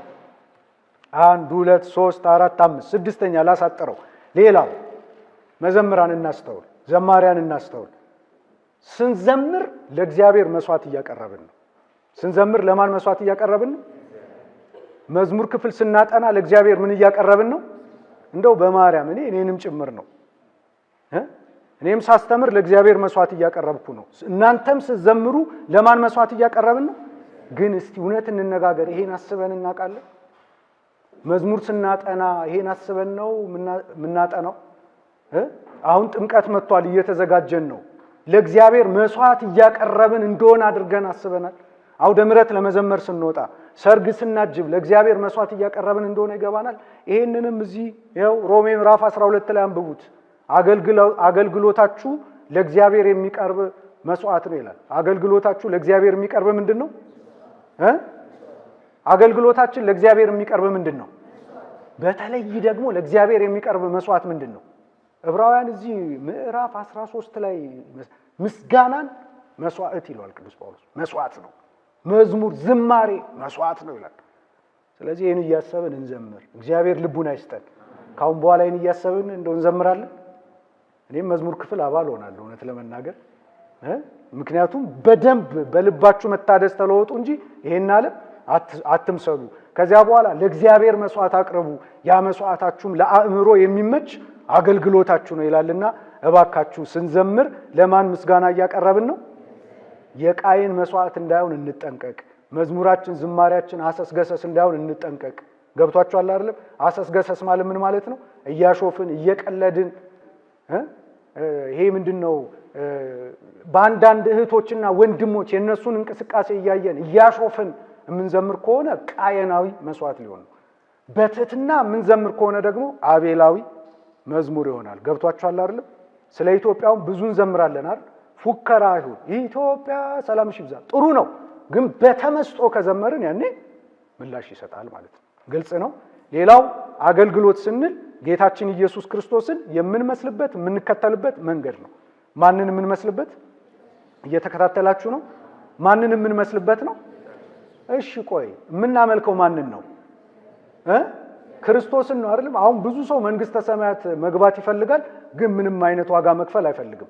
ና አገልግል ሲባል እምቢ ነው የሚለው አይደል? ምክንያት ያቀርባል። ምን ይደረድራል? ወዳጄ ካላገለገልክ የእግዚአብሔርን መንግስት አትወርስም። ቁርጥ ነው። ለምን ብትለኝ እዚህ የዮሐንስ ወንጌል ምዕራፍ 13 ላይ ምዕራፍ 13 ላይ በነገራችሁ ላይ ጌታችንም ዘምሮ ምሳሌም ሆኖናል አይደል? ምስጢረ ቁርባን ማቴዎስ ወንጌል ምዕራፍ 26 ላይ ታስታውሳላችሁ። ማቴዎስ ምዕራፍ 26 ቁጥር 26 ጀምሮ ምስጢረ ቁርባንን ሲመሰርት አንድ ቃል ተጠቅሟል። ቅዱስ ቁርባን ያቀበላቸው ምን ካደረጉ በኋላ ይላል። መዝሙርም ከዘመሩ በኋላ የሚል ቃል አለ። ሊቃውንቱ ከቅዳሴ በኋላ ብለው ተርጉመውታል። ገብቷቸዋል። መዝሙርም ከዘመሩ በኋላ ጳውሎስና ሲላስ የት ዘምረዋል? ወህኒ ቤት አልዘመሩ? አሁን እነ ቅዱስ ጳውሎስ ያልዘመሩ የሚመስለው እኮ ብዙ ሰው አለ። ይሄው ሐዋርያትን ከጌታችን ጋር አንድ ላይ ሆነው ዘምረዋል። ምሳሌ ሆኖናል ጌታችን ኢየሱስ ክርስቶስ። እዚህ ጋር ምንድን ነው የሚለው? የዮሐንስ ወንጌል ምዕራፍ 13 ላይ የምታውቁት ነው። እግር አጠበ። ካጠበ በኋላ ምን አደረገ? መምህር ትሉኛላችሁ ነኝ፣ ጌታ ትሉኛላችሁ ነኝ። መምህርና ጌታ ሲሆን እኔ ዝቅ ብዬ እናንተን እግር ካጠብኩ እናንተም እንዲሁ አድርጉ ብሎናል። ስለዚህ አገልግሎት ምንድነው ማለት ነው? ክርስቶስን የምንመስልበት መንገድ ነው። እኔ አገልግያለሁ፣ እናንተም ምን አድርጉ ብሏል? አገልግሉ። ሌላው እዚህ የማርቆስ ወንጌል ምዕራፍ 10 ቁጥር 45 ላይ ጌታችን ምን ብሎ አስተማረን? የሰው ልጅ አለ ሊገለገል ሳይሆን የመጣው ምን ሊያደርግ ነው? ሊያገለግል። የመጣሁት ላገለግል ነው አለ። ስለዚህ እኔና እናንተም እግዚአብሔር ፈቅዶልን የዛሬ ስንት ዓመት ወደዚህ ምድር የመጣ ነው ምን ልናደርግ ነው? ስለዚህ ታሪክ ሰርታችሁ ለፉ፣ አሻራ አስቀምጣችሁ ለፉ። ነገ የምንጠየቀው በስራችን ነው። መዝሙር ክፍል አባላት ነበራችሁ አይደል? በዚህ ወቅት እንዲህ አይነት መዝሙር ክፍል አባላት ነበሩ፣ እንዲያደረጉ፣ እንዲየሰሩ ተብሎ ነገ አሻራ ይኖራችሁ። ምንም እኮ ይሄ በቃ የታወቀ ነገር ነው። በቃ ይኖረን። እዚህ እኮ የሚመሰገኑ ያለፉ ብዙ ወንድሞቻችን እህቶቻችን አሉ፣ ያለፉ ጥሩ ስራ ሰርተው። ስለዚህ እዚህ ጋር ተመልከቱ። ሰው የተፈጠርንበት ዓላማ፣ ወደዚህ ምድር የመጣንበት ዓላማ ምንድን ነው? አገልግሎት ነው። ሌላው የምንከብርበትን መንገድ ነው። አገልግሎት የምናገለግለው የምንከብርበት መንገድ አገልግሎት ነው። እንዲህ ያለ ጌታችን በዮሐንስ ወንጌል ምዕራፍ 12 ቁጥር 26 ላይ በጣም ግሩም ቃል ተናገረ። በደንብ ስሙ። እንዲህ ይላል ዮሐንስ ምዕራፍ 12 ቁጥር 26 ላይ ይታያችኋል አይደል? እናንተ ከዚያ ተከታተሉ። እንዲህ ይላል የሚያገለግለኝ ቢኖር ይከተለኝ። የመጀመሪያው የዚህ ቃል መልእክቱ ምንድነው? አገልግሉ። ምንድነው መልእክቱ? ስለዚህ ወንድሞች እህቶች ምን እናድርግ? አንልመጥመጥ። ምን እናድርግ? እናገልግል። ለምኑኝ ለምኑኝ አንበል። ምን እናድርግ? አቤት 10,000 ጊዜ ይደወልልኝ ይደወልልኝ አንበል። ምን እናድርግ? አቤት መዝሙር ክፍላችን ምን ይሁን? ይጠናከር። የመስማማት መንፈስ ይንገስበት። በትህትና እናገልግል።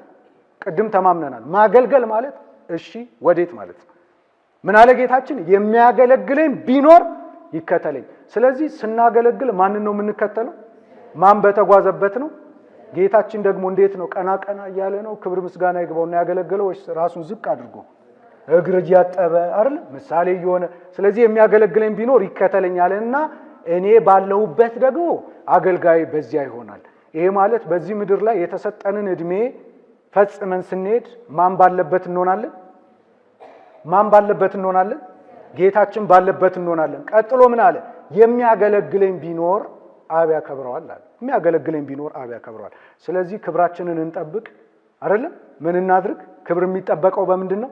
በአገልግሎት ነው። ሌላው የመጨረሻው በአደራ ጭምር ነው። መክሊት ነውና ሳትሰጡ አትሞቱ። ዘማሪያን፣ ሰንበት ተማሪዎች መክሊት ነው የተሰጣችሁ። የጠራችሁ ማን ነው? በልጅነት የጠራን ማን ነው? አቤት ለምንድን ነው የጠራን? እግዚአብሔር እንድናገለግል አይደለም? ከዚያ በኋላ ምን ሰጥቶናል? አዳም እውቀት ያገኘኸው የት ነው? ሰንበት ትምህርት ቤት አይደለም? መናገር የቻልከው የት ነው? ሰንበት ትምህርት ቤት። ድምፅ የተሞረደው የት ነው? ሰንበት ትምህርት ቤት። መጻፍ የቻልከው የት ነው? ደብዳቤ ማትጽፉላ አሁን የምትጽፈው የት ባገኘኸው ጸጋ ነው? ሰንበት ትምህርት ቤት። በቃ ከሰንበት ትምህርት ቤት ውጪ እኛ ምንድን ነን? ምንም እኮ አይደለን። አስቡት፣ ሰንበት ትምህርት ቤት ባይኖር ምን እንሆን ነበረ? እንደውም ሰው ይሄ ዓለም የሰራችንን ስሪት እንደገና አፍርሶ የሚሰራን ሰንበት ትምህርት ቤት አይደለም? እንደው በማርያም አይደለም? በዚህ ማንም መጥቶ ይሞግት። ሰንበት ትምህርት ቤት ይሄ የዓለም ስሪታችን ፈርሶ እንደገና የምንሰራበት ቤት ነው። እግዚአብሔር ደግሞ ምን ሰጥቶናል? መክሊት አልሰጠንም? ስለዚህ ምን በኋላ የምናየዋለን። መክሊታችሁን ሳትሰጡ እንዳትሞቱ ጥያቄ አለ። ማቴዎስ ምዕራፍ 25 ላይ ገብርኄር ገብረ ሐካይ አስታወሳችኋቸው? ባለ 5 ባለ 2 ባለ 1 የተሰጣቸው ታሪኩን ታውቁታላችሁን? ያልተርክም። ባለ 1 ወግድልኝ የተባለው ምን ሳያደርግ ሞቶ ነው? ሳይሰጥ ቀብሮ እንደው አንዳንድ ሰው ስድስቱ ቃላተ ወንጌል አሉ አይደል? ብራብ አብልታችሁኛል፣ ብጠማ ጠጥታችሁኛል፣ ብታረዝ አልብሳችሁኛልና እናንተ አባቴ ብሩካን ኑ መንግስተ ሰማያትን ውረሱ ይላል ክርስቶስ። እንደው የሚበላ ብራብ አብልታችሁኛል፣ ብጠማ ጠጥታችሁኛል ከነዳያን ጋር ብቻ እንዳታገናኙት። ዛሬ እኮ እዚህ መተው እኮ አርባ የሚመገቡት ነዳያን እኮ ባለጠጎች ናቸው። እውነት ባለጠጎች እግዚአብሔርን ተስፋ የሚያደርጉ አይደለም። እውነቴን እኮ ስንት የባለጠጋ ድሃ አለ ሰላም የራቀው። እዚህ የሚበሉት ግን ሰላም የላቸው አላቸው። ሰላም የራቀው ፍቅር የራቀው ነፍሰ ገዳይ፣ ጉበኛ፣ ሌባ፣ አጭበርባሪ፣ ዳም ያስለቀስ እግዚአብሔርን ከማጣት የበለጠ ምን ድህነት አለ? ምን ድህነት አለ? ልፈርድ ግን አይደለም። እነዚህ ሰዎችን ግን ማን ይመልሳቸው? እግዚአብሔር። ለእግዚአብሔር ሰጣችሁት፣ ለእግዚአብሔር ሰጣችሁት። መልሳችሁን አስተካክሉ። ማን ይመልሳቸው? አትፍሩ። እኛ በሉ። ማን ይመልሳቸው? አረ በማርያም ማን ይመልሳቸው? እና አለበለዚያ እዚህ ለምን ተጎለጥክ ታዲያ? እነሱን ካልመለስክ እንዲህ ለእግዚአብሔር ሰጠው። ምክንያቱም ምን አለ ጌታችን? ብራብ አብልታችሁኛል፣ ብጠማ አጠጥታችሁኛል፣ በወድቅ አንስታችሁኛል እያለ ጌታችን ይናገራል። ይሄ ማለት ብራብ አብልታችሁኛል ማለት ምን ማለት ነው? አስተምራችሁኛል። ያልተማሩትን ምን አድርጋችኋል? አስተምራችኋል። ያልተጽናኑትን አጽናንታችኋል። የወደቁትን በትምህርት አንስታችኋል። ብጠማ አጠጥታችሁኛል። ብዙ ቃል እግዚአብሔር የተራቡ ሰዎች የሉ? አጠጥታችሁኛል። ብታረዝ አልብሳችሁኛል። በኃጢአት ምክንያት በምን ምክንያት ልብሱ ጸጋው የተገፈፈ ብዙ ሰው የለም? አልብሳችሁኛል ማለት አስተምራችሁ፣ መክራችሁ፣ ገስጻችሁ ያን ሰው ምን አድርጋችሁታል? ጸጋውን እንደገና እንዲያገኝ አድርጋችሁታል። ከዚህም አንፃር ማየት አለብን። ትርጓሜውም የሚያስተምረን በዋናነት ይሄን ነው። ስለዚህ መክሊት ሳንሰጥ የተሰጠንን ሳንሰጥ ወደዚህ ዓለም ባዶ እጃችንን መጣን። ከመጣን በኋላ ተቀበልን። ከተቀበልን በኋላ ሰተን ነው ባዶ እጃችንን ወደ መቃብር መግባት። እንደያዝ ነው ግን እንዳንሞት ጥያቄ ስላለ ሊቃውንቱ ጋር እንዳትሄዱ። እዚሁ ያለን በዚህ እና የሰንበት ትምህርት ቤት አገልግሎት የመዝሙር ክፍል አገልግሎትን እንደ ቀልድ እንዳናየው ነው። ይሄንን አጠር አድርገን እንየውና ትምህርቱን ወደ ማጠቃለል እንምጣ፣ እንዳይበዛብን ማለት ነው። አሁን ድርሻችን ምንድን ነው? መዝሙር ለምን እንዘምራለን የሚለውን አየን። ከዛ ምን አየን? አገልግሎት ምንድን ነው የሚለውን አየን ከመዝሙር ክፍል አንፃር። አሁን ደግሞ ድርሻችን ምንድን ነው? አሁንም የመዝሙር ክፍል አባላት በደንብ አድርጋችሁ አድምጡ። የመጀመሪያው ጥሪን በፈቃደኝነት መቀበል ነው። ስለዚህ ይኸውላችሁ አሁን መዝሙር ለመዘመር ነው አይደለም እዚህ የተሰበሰብነው። ቤተክርስቲያናችንን በዝማሬ ለማገልገል ነው አይደለም የተሰበሰብነው ነው ወይስ ካሴት ካላወጣን ዘማሪያን አንባልም ነው የእናንተ አቋም? እዚህ የተሰበሰብነው ምን ለማድረግ ነው? ለመዘመር ነው አይደለም? ለመዘመር የጠራን እንድንዘምር የጠራን ይህን አገልግሎት እንድንፈጽም የጠራን ማን ነው? እግዚአብሔር ነው። ስለዚህ ጥሪውን በፈቃደኝነት መቀበል፣ በተግባር እናሳየው። መዝሙር ክፍል መምጣት ብቻ አይደለም፣ እዚህ መተን ዘምረን መሄድ ብቻ ሳይሆን ከልባችን ምን መስራት አለብኝ? ምክንያቱም ጥሪውን በፈቃደኝነት የተቀበለ ሰው መጀመሪያ ፈቃደኛ ይሆናል ማለት። ፈቃደኞች ከሆንን ደግሞ ምንም አይነት ነገር ላይበግረን ይችላል። እግዚአብሔርን ይዘን ቅዱሳንን ይዘን ምንም ላይበግረን ስለሚችል የመጀመሪያ የኔና የናንተ ድርሻ ምንድነው? በደንብ ምክንያት ስላለኝ ነው ይሄንም ዘረዝረው። የመጀመሪያ ድርሻችን ምንድነው? ጥሪን በፈቃደኝነት መቀበል። ሁለተኛው ራሳችንን እናዘጋጅ። ከዚህ በኋላ ማለት ነው ራሳችንን እናዘጋጅ። የዚህም ስልጣን ዓላማ ያ ስለሆነ ራሳችንን ምን እናድርግ? ለምን ካላችሁኝ አንደኛ ለፈተና ዝግጁ ነው። ፈተና ሊመጣ ይችላል አይደል? ሊመጣ አይችልም? እስካሁንስ መጥቷል አልመጣም? ከውስጥም ከውጭም ከራሳችንም ፈተና ሊመጣ ይችላል። ስለዚህ ጌት ሬዲ፣ እንዘጋጅ። ምን ይመጣል? ፈተና እንደሚመጣ መቼም ምን ያውን መጽሐፍ እየጠቀስኩ እዚህ ጋር ጥቅስ አልጠቅስም። በቅዱሳት መጽሐፍት ያለ ነው አይደል? ሰይጣን ያልፈተነው አለ? ሁሉንም ፈትኗል። ለኛስ ይቀርልናል እንደ አቅማችን። እንደውም ቅዱስ ጳውሎስ ብሏል አይደል? እንደ አቅማችሁ ትፈተናላችሁ ብሎናል። ስለዚህ ፈተና ይቀራል። ስለማይቀር ለምን እንዘጋጅ? ፈተና ለመፈተን እንዘጋጅ ነው። ከሰይጣን ሊመጣ ይችላል፣ ከሰዎች ሊመጣ ይችላል፣ ከተለያዩ አካላት ሊመጣ ይችላል። እንዘጋጅ ነው። ሁለተኛ የህሊና ዝግጅት እናድርግ። ራስን ማዘጋጀት ማለት አንደኛ ለፈተና መዘጋጀት ነው። ሁለተኛው የህሊና ዝግጅት ምን ማለት ነው? እዚህ ለመዘመር ስንመጣ አሁን ጥምቀትም ልንዘምር ስንዘጋጅ አንደኛ መረጋጋት ቤታችን ሆነን፣ ሌላው ደግሞ ድካምን ማራቅ። ድካም ካለ የተወሰነ እረፍት ወስዶ መምጣት። ያልተረጋጋንበት ስራ ቦታ፣ ትምህርት ቤት፣ ከሆነ ሰው ተጋይጠን ከሆነ ምናምን ትንሽ ምን ያስፈልጋል? መረጋጋት አይደለም? ወደ ራስ መመለስ መረጋጋት እሱ ነው። ከዚያ ድካም ካለ ደግሞ ናፕ የምትባል ነገር አለች አይደል? እዚህ ሳናርፍ ከመጣን ንጭንጭ ሊያደርገን አገልግሎት ልናበላሽ ስለምንችል ድካምን ማራቅ ረፍት ወስዶ። ሌላው ደግሞ ምንድነው? የማገልገል ፍላጎትና ጉጉትን ወይም ተነሳሽነትን ምን ማድረግ ማሳደግ። እሱ ልዩ ልዩ መንገድ አለው፣ ወደፊት ማንሳት ይቻላል። የመጨረሻው ምን ያስፈልጋል ካላችሁ የእውቀት ዝግጅት ያስፈልጋል። ራስን ማዘጋጀት ውስጥ ምን አለ? የመጀመሪያው ቶሎ መልሷ እንዳረዘምኩት ይገባኛል፣ ግን ይሄ በዓለምም አለ ብሎኪንግ ኮርስ ይባላል አይደል? ሰፊውን ትምህርት በስንት ቀን መጨረስ ነው? በሆነች ሰዓት መጨረስ ነው። ስለዚህ እሱን ነው የተያዝነውና ፈጠን እያላችሁ እኔ ከ30 ደቂቃ በላይ ማስተማር አልወድም፣ ግን እቺ ያው የተለየ ስልጠና ስለሆነች ነው። ራስን ለፈተና ማዘጋጀት፣ ሁለተኛው የህሊና ዝግጅት ማድረግ፣ ሶስተኛው የእውቀት ዝግጅት ያስፈልገናል ነው። የእውቀት ዝግጅት ውስጥ ምን አለ መሰላችሁ?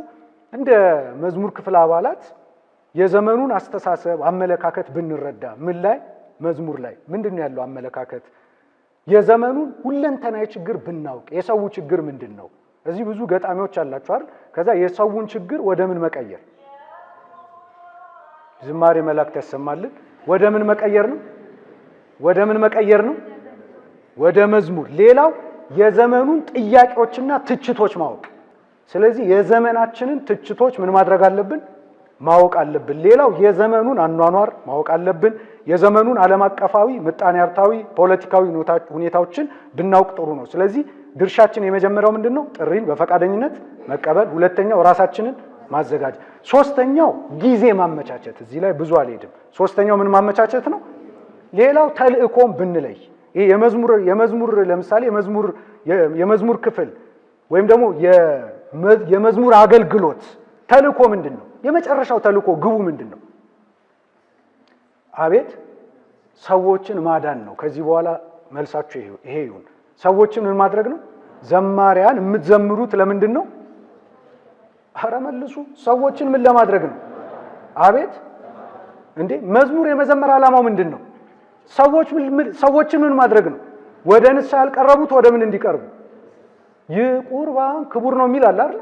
የዚህ መዝሙር ዓላማ ምንድን ነው? ሰዎችን ወደ ምን ማቅረብ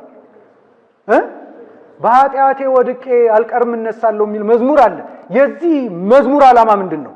የወደቁ ሰዎች እንዲነሱ ነው። ሰዎችን ማዳን ነው። እንዴ እዚያ የይሁዳ መልእክት ምዕራፍ 1 ላይ ኮስታነቡ አንዳንዶችን ከእሳት ነጥቃቸው አድኑ ይላል። ይሁዳ ምዕራፍ 1 ላይ አንዳንዶችን ከየት ነጥቃቸው አድኑ? ማንን ነው የሚለው? እኔና እናንተን። ይሁዳ ምዕራፍ 1 ላይ ሰዎችን ከእሳት ነጥቃቸው አድኑ። ስለዚህኛውን ሰዎችን ከእሳት ነጥቀን የምናድነው በምንድን ነው? በአገልግሎት አይደለም። የሚያስተምረው ያስተምር፣ የሚዘምረው ይዘምር። ያኔ ሰዎች ከእሳት ተነጥቀው ይድናሉ ማለት ነው። እና ሌላው የመጨረሻው ጸጋን ማወቅ ያስፈልጋል ነው። ምንን ማወቅ ያስፈልጋል? እሺ እስካሁን ምን አየን? ድርሻችን። ስለዚህ ከዚህ ምን ተረዳችሁ? የኛ ድርሻ መፍረድ ነው? መፍረድ ነው ወይ? ሰዎችን ማሳቀቅ ነው? ሰዎችን መክሰስ ነው? ችግር መሆን ነው? አይደለም። በቃ የኛ እና ይሄንን ይኸውላችሁ ድርሻችን ከላይ የተዘረዘሩት ናቸው። ጥሪን በፈቃደኝነት መቀበል፣ ራስን ማዘጋጀት፣ ጊዜን ማመቻቸት፣ ተልኳችንን መለየት፣ ጸጋችንን ማወቅ የኛ ድርሻ ይሄ። ፍረድ አልተባልክ፣ ፍረድ አልተባልክ። ሰዎች ወደ ቤተክርስቲያን እንዳይቀርቡ ተከላከሉ አልተባልም። በቃ ሰዎችን ማዳን መቻል አለብን። ይሄ ነው። ይሄንን ድርሻችንን ስንስት ነው ብዙ ጊዜ የምንወድቀው። አሁን አንዳንዶቻችን የምንላለን ሊቀመንበሩ ሰብሳቢው እንዲህ ብሎ ምን አገባ አንተ፣ ጸሐፊው እንዲህ ብሎ እዛ የሚሰብከው ሰባኪ እንዲህ አድርጎ፣ አንተ ምንድነው የተባልከው? ድርሻህን ተወጣ። ድርሻህን ወቅ፣ ድርሻህን ተወጣ፣ አገልግል። ስለሌላው አገባ። ምክንያቱም ፈራጅ አለ አይደል? ይሄንን ነው። የመጨረሻው ምንድነው? የአገልጋይ መሰረታዊ መርሆች አሳጥሬ ላንሳው።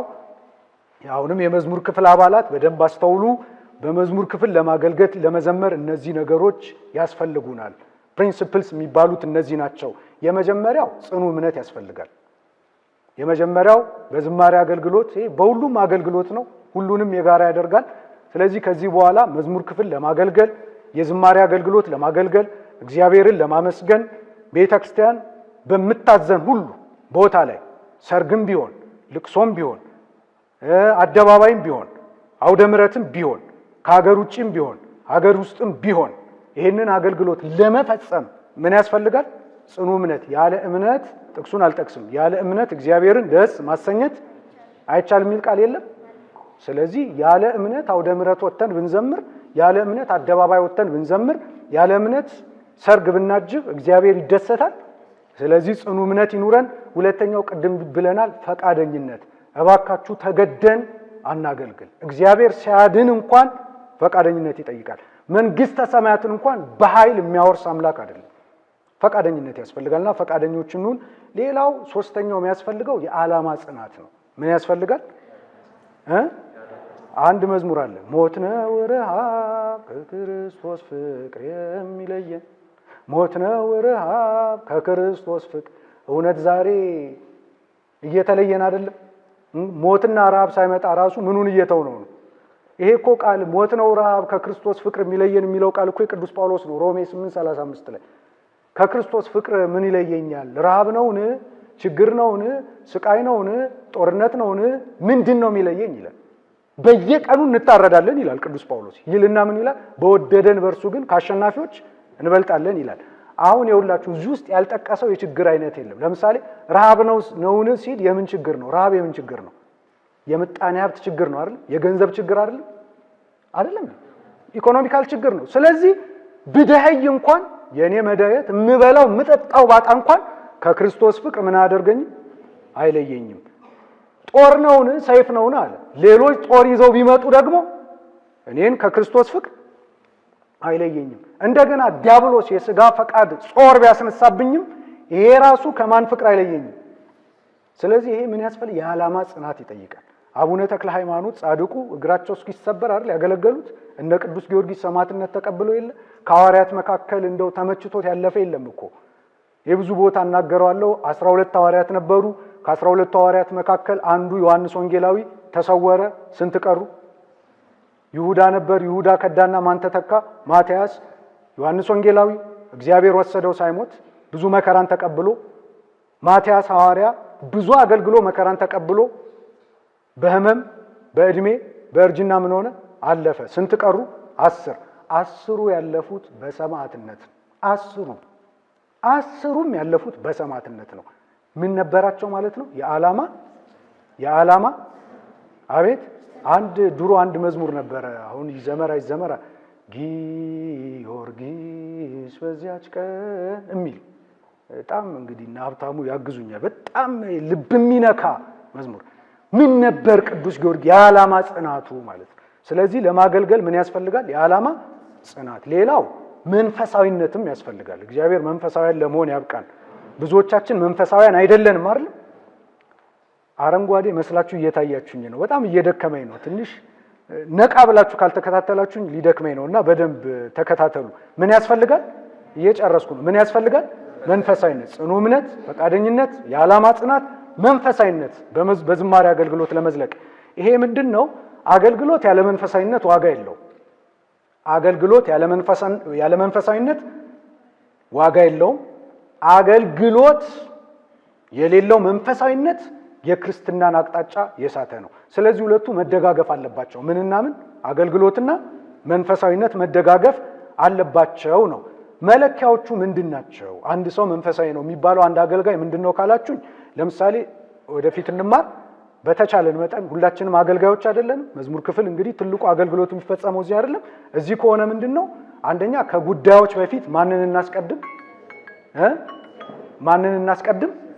ይሄው ይላል። አንዱ የመንፈሳዊነት መገለጫ መንፈሳዊያን ሰዎች ከጉዳዮች በፊት ፕራዮሪቲ የሚሰጡት ለማን ነው? ለእግዚአብሔር ጉዳይ ነው ማለት ነው። ስለዚህ ቅድሚያ ለእግዚአብሔር መስጠት። ሁለተኛ ልቡ ከእግዚአብሔር ጋር ነው። መንፈሳዊ ሰው ልቡ ከማን ጋር ነው? ስለዚህ እዚህ መተን ስናገለግል ልባችን ከማን ጋር ነው? ከእግዚአብሔር ጋር። ከሚታዩት ነገር በላይ ነው። ያው በብዛት ወጣቶች ነው እዚህ የተሰበሰብነው። ብዙ ፈተና ይኖራል።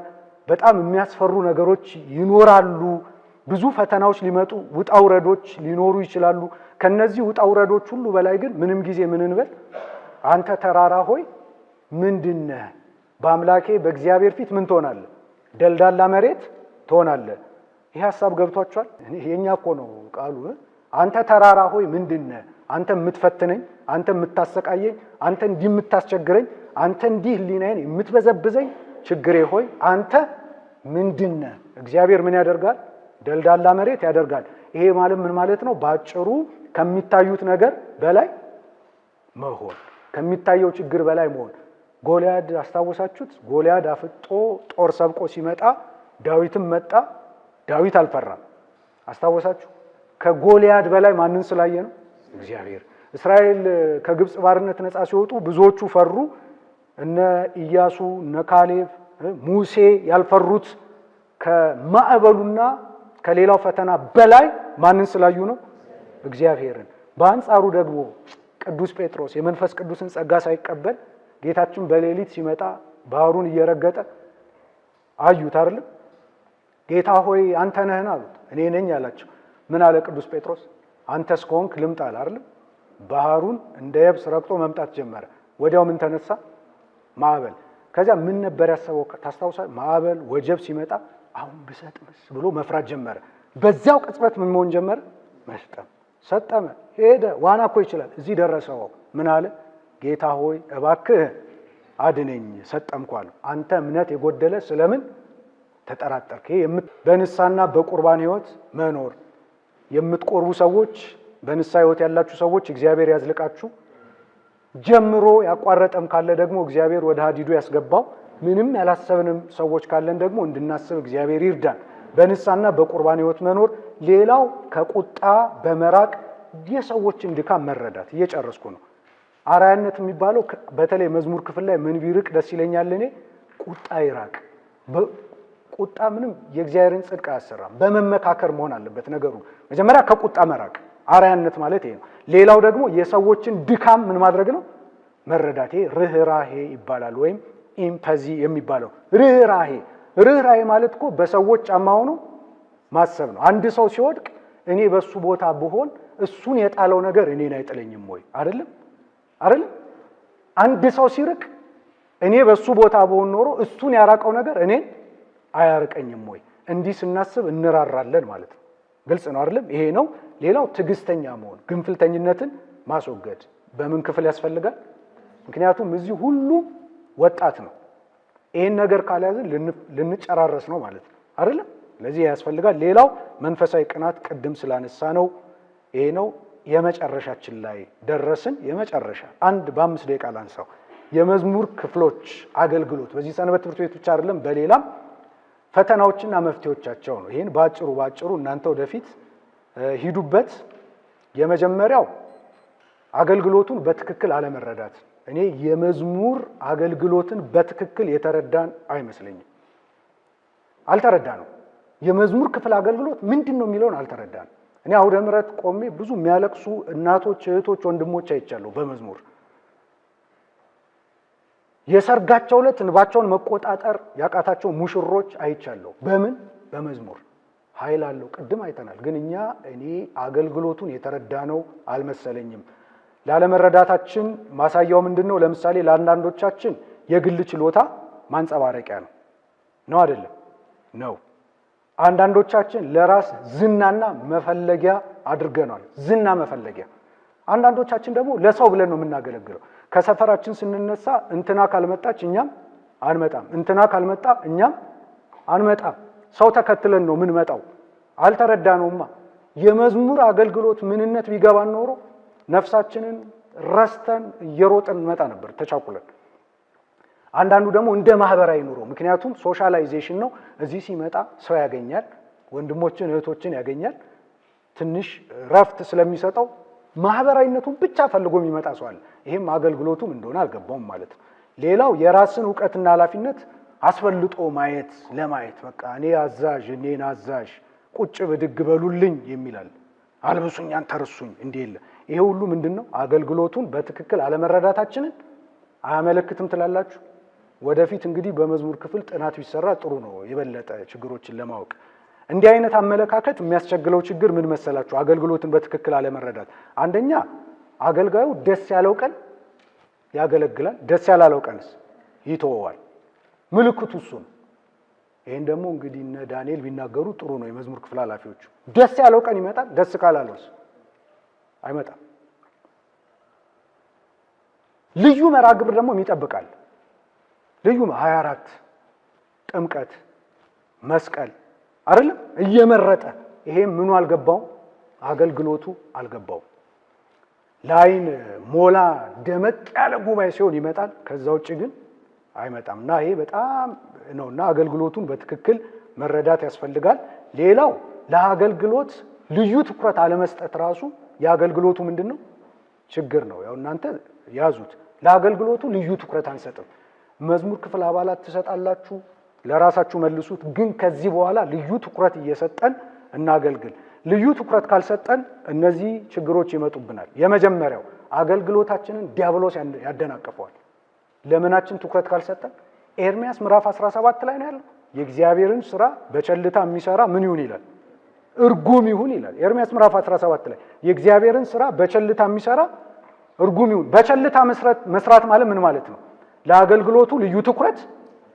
አለመስጠት እንዲም ይሆን ከሆነ እግዚአብሔር ለምንድነው እርጉም ይሁን ያለው አንደኛ ይሄንን አገልግሎት ዲያብሎስ ያደናቀፋል ሁለተኛ ዓለማውያን ሰዎች ያደናቀፉታል መንገድ ላይ ተጠብቀው ዛሬ መዝሙር ክፍል ይቅርብና ባክምናም ብለው ያደናቀፉታል በልዩ ልዩ መንገድ ይደናቀፋል ሌላው በውስጥ ያሉ ደግሞ አሰተ ይሄ እንኳን እዚህ ላይ መለከተን ይችላል ግን አንዳንድ ከስንዴ መካከል እንክርዳድ አይጠፋም የሚያሳድም የሚያሳምጽ መዝሙር ክፍል ኃላፊዎቹ ምንድናቸው ምናምን ይያል የራሱን ድርሻ ትቶ ሰዎች ላይ ትኩረት የሚያደርግ ብዙ ሰው አለ ትኩረቱ አገልግሎቱ ላይ ሳይሆን አገልጋዮቹ ላይ ነው እንዲህ ከሆነ እንቅፋት ነው የሚሆነው አንዱ ትኩረት እንደማንሰጠው ማሳያ ይሄ ነው አያችሁ ስለዚህ ምን ያደርጋል እንዲህ አይነት ሰዎች ካሉ ያደናቅፉታል ሌላ የራሳችን ዝለትና ድካም ራሱ ያደናቅፋል ብዙ ዝለት አለብን አይደል የለብንም በኃጢአት አልወደቅንም በማርያም ነገሩኝ አልወደቅንም እንደው አልቅሼ ልናገር አልወደቅንም በብዙ ነገር አልተደናቀፍንም ግን ተክለ ሃይማኖት እዚህ መጣችሁ አታገልግሉ እናንተ ሌቦች ብለውናል እግዚአብሔር ብሎናል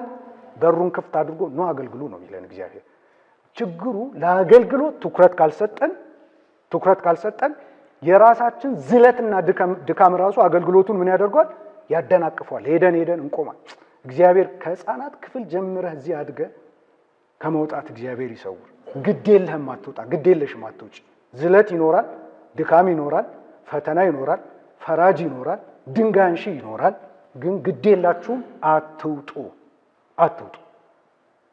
አንውጣ ይሄው ዲያብሎስ እርር ድብን ይበል እናገልግል ይሄን ነው እግዚአብሔር የሚወደው አገልግሎት ለምን ተስፋ ቆርጠን እንወጣለን እዚሁ ነው ለምን የራሳችን ዝለትና ድካም ምኑን ስለሚጎዳው ነው አገልግሎቱን ይጎዳው ሄደ የንስሐ አባት ጋር አልቅስ እግዚአብሔር ጋር አልቅስ ከዛ መታገልግል ለምን ማን ደስ ይበለው መታገልግል አልቅስ አገልግል ይሄ ነው አገልግል ሌላው ዕለታዊና ወቅታዊ ሁኔታዎች ያደናቅፉታል ለአገልግሎቱ ምን ካልሰጠን እየገባችሁ ነው ሰዓት ያሳየኛል 1 ሰዓት ከ5 ተጠቅሜያለሁ ሊጨርስ ነው ምን ትኩረት ከሌለን ምን ያደናቅፋል አይደል ሌላው ዕለታዊ ወቅታዊ ሁኔታዎች ያደናቅፉታል የነ ማንቸስተር ጨዋታ የነ ምናምን ጨዋታ የእንትና ቲያትር ምናምን ያደናቅፋል ትኩረት ካልሰጠን ትኩረት ከሰጠነው ግን ቅድሚያ የምንሰጠው ለአገልግሎት ነው ሌሎች ተቃራኒ አካላትም ያደናቅፉታል እነማን ናቸው እናንተ እዩዋቸው ስለዚህ የመጀመሪያው አገልግሎቱን በትክክል አለመረዳት ነው ሁለተኛው ለአገልግሎቱ ልዩ ትኩረት አለመስጠት ነው ስለዚህ ካሁን በኋላ ተሰጣላችሁ እግዚአብሔር ይርዳን ሶስተኛው ምን መሰላችሁ ጨርሻለሁ ምቹ ሁኔታዎችን መፈለግ የአገልግሎት እንቅፋት ምን መፈለግ ነው አይደለም እንደው አሁን ምቹ እዚህ ስንመጣኮ በቃ አልብሱኝ አንተ ርሱኝ የሚላል በጣም የሚገርማ ለእያንዳንዱ ነገር ምቹ ሁኔታ የሚፈልግ ሰዋል ሁሉ ነገር ተመቻችቶለት ማገልገል እንዲህ አይነት አገልግሎት ወዳጄ የለም ይሄውኔ ታላላቅ ወንድሞቻችን ይናገሩ እዚህ ምካ ሁሉ ጊዜ ሰበቃ አለ ሰበቃው ምንድነው ፈተናዎች አሉ አይደል አለኮ በወንድሞች መካከልም አንዳንዴ ይፈጠራል ግን ያ ጥሩ ነው ምን ችግር አለ ምን እኛ እንትን አይደለም እቺ ሮቦቶች አይደለንም ማለት ሰዎች ነን ያሳብ ያካሄድ የምን ልዩነት ይኖራል አይኖርም ያም ቢኖር ግን ምቹ ሁኔታ አንፈልግ ከዚህ በኋላ ስለዚህ ምቹ ሁኔታ መፈለግ አቁሙ ማገልገል ከፈለጋችሁ ቅዱስ ጊዮርጊስ ተመቻችቶለት ነው ያገለገለው አቡነ ተክለ ሃይማኖት ተመቻችተውላቸው ነው እንደው በቤተ ክርስቲያን ታሪክ የትኛው ቅዱስ ነው ተመቻችቶለት አልጋ ባልጋው ነው ሆኖለት ያገለገለው እኔ እዚህ ጋር ብዙ አልዘር አንድ ቀን ተመቻችቶለት ምቾት ያለው የት ነው የነፍስ ረፍት ምቾት ያለው የት ነው በመንግስተ ሰማያት ነው እንጂ አገልግሎቱ ጣውረድ የበዛበት ነው እንቅፋት የበዛበት ነው ትወድቃለህ ትነሳለህ ታገኛለህ፣ ታጣለህ አይደለ? ትከበራለህ፣ ትዋረዳለህ፣ ይጨበጨብልሃል፣ በአፍረት አፍ ይያዝብሃል፣ ብዙ ታውረዳል። ይህንን ሁሉ ማመን ማወቅ ያስፈልጋል። ስለዚህ በተለይ ትልቅ ፈተና ስለሆነ ምቹ ሁኔታ አትፈልጉ ለማገልገል ነው። የውጭ አካላት ተጽዕኖ አለ። እሱ ወደፊት እንግዲህ እናያለን። ሌላው ተጨማሪ ወቅታዊ ፈተናዎች አሉ። ለምሳሌ በእቅድ ላይ ያልተመሰረተ አገልግሎት መፈጸም፣ ችግሮችን በወቅቱ አለመፍታት፣ የመረጃ ወይም የዶክመንት አያያዝ ችግር፣ ዘመኑን ያልዋጀ ቅልጥፍና የሌለው አገልግሎት፣ የአባላት ፍልሰት ወደፊት ደግሞ ሊታሰብበት የሚገባው ኮሪደር ልማት አለ ምናምን አለ አይደል? እሱም ላይ ሊታሰብበት። ሌላው አለመግባባት በአባላት መካከል በራሱ ችግር አይደለም። ችግር የሚሆነው ግን ምንድነው? አሁን በእኛ መካከል ልዩነት ሲፈጠር አለመግባባት መፈጠሩ ችግር ነው ትላላችሁ? እሱ ችግር አይደለም። ችግር የሚሆን እንደውም እኔ አለመፈጠሩ ነው ችግር የሚሆነው። ይፈጠር ግን ምኑ ነው የበለጠ ችግር የሚሆነው? አለመፈጠሩም ችግር ነው፣ መፈጠሩ ግን ችግር አይደለም። ችግር የሚሆነው ግን የትኛው ነው? ችግሩን የምንፈታበት መንገድ ነው ችግር ሊሆን የሚችለው። ስለዚህ ወደፊት ልዩነት፣ አለመግባባት ሊፈጠር ይችላል አይደለም? በምን ባካሄድ አይደለም? በአሰራር ሊፈጠር ይችላል። ያኔ ቁጭ ብለን መነጋገርን ምን ማድረግ አለብን? ልማድ ማድረግ። ቡጤ ያስፈልጋል ወይ? አቤት አያስፈልግም አይደል? ቁጭ ብሎ ምን ማድረግ ነው? በሰለጠነ ጊዜ ደግሞ ቡጤ አያስፈልግ። ቁጭ ብለ ምን አድርግ? ተነጋገር። አይ ነው ሳየው ደስ አይለኝም የሚል ሰው አለ አንዳንዱ። እሷ እንዲህ ሳያት ራሱ ትቀፈኛለች ይላል። ሶስተኛ ቀን እንግዲህ ምን ሊያደርግ እንደሆነ እግዚአብሔር ይወቀውና እንዲህ አይነት ነገር። ሌላው በትውውቅ ካልሆነ ለማገልገል ፈቃደኛ አለመሆን። ይሄስ ፈተና አይደለም? በጣም የሚታወቁ አባላት ሲሆኑ መዝሙራቸው ሰርጋቸው ይደምቃል፣ ለቅሶ ሰፈራቸው ሲኖር ይደምቃል። የማይታወቁ ከሆኑስ? እኔ አላልኩም፣ እናንተ በሉ። ይብቃን፣ ይብቃን። የእግዚአብሔር ቸርነት የእመቤታችን አማላጅነት አይለየን። በጣም ስላስረዘምኩኝ ይቅርታ ነው ያልወድም፣ ግን ያው ግዴታ ስልጠና ስለሆነ በዚህ መልኩ መድከም አለብን በሚል ነው። እቺን የማጠቃለያዋን ቅድም ላልነበራችሁትም እኒና ይብቃን። በጣም እስቲ ግን ዝም ብላችሁት ድምፁ ቢኖር ጥሩ ነበር። ከየት እንደሆነ አላወቅኩም። የድምፁ እንትን እዚህ ጋር ሙሉ ነው እንግዲህ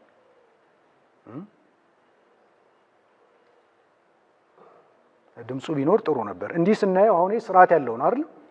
ያው ጥምቀት እንዲሁን እያልኩ አይደለም። እንዲህ ሊሆን ይችላል። ሁላችሁም ፈገግ አላችሁ አይደል? ሊሆን ይችላል። እንደዚህ ትንሽ ሊፈጥን ይችላል አይደል? ግን ፍጥነቱን ራሱ ስርዓት ያለው ማድረግ ግን አይቻልም? ይቻላልና እንዲህ ረጋ ሲል በተለይ እንደዚህ የአውደ ምሕረት መዝሙራት፣ የመድረክ መዝሙራት እንዲህ ቢሆኑ ጥሩ ነው። የጥምቀት ባላንስ እየጠበቅን መሄድ እንችላለን። አዝናለሁ እንግዲህ ዛሬ ፈተናው በዝቷል። ጥሩ ነው እንዲህ መምጣቱ። ድምፁ ቢኖር ጥሩ ነበር። ከየት እንደሆነ አላወቅኩም። ይሄ እንግዲህ በማህበረ ቅዱሳን አባላት ነው የሚዘመረው። በጣም ደስ የሚል መዝሙር ነው። 4 ደቂቃ ነች፣ ብዙ እንትን የለውም።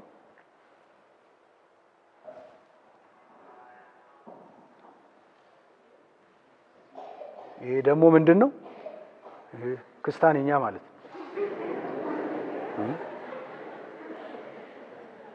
ይሄ ደግሞ ወላይትኛ በሉት። ይኸውልህ ይሄን ደግሞ ምን ትለዋለህ? ይሄን ደግሞ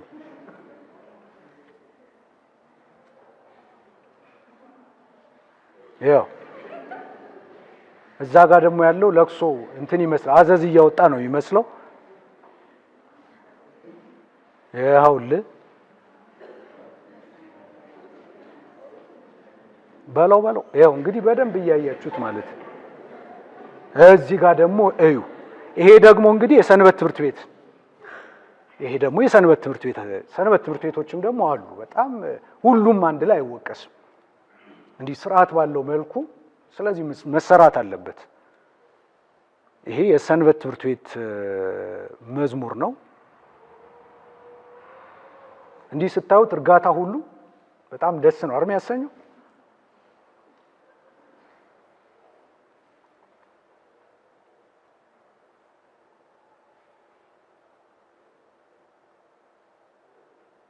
እያንዳንዱ ከናለባበሳቸው አሸባሸቡ ምኑ በጣም የሚያምር ነው። እንደምታዩት ድምፁን ብንሰማው ጥሩ ነበር። እንዳልኳችሁ ድምፁ ትንሽ እንትን ብሏል።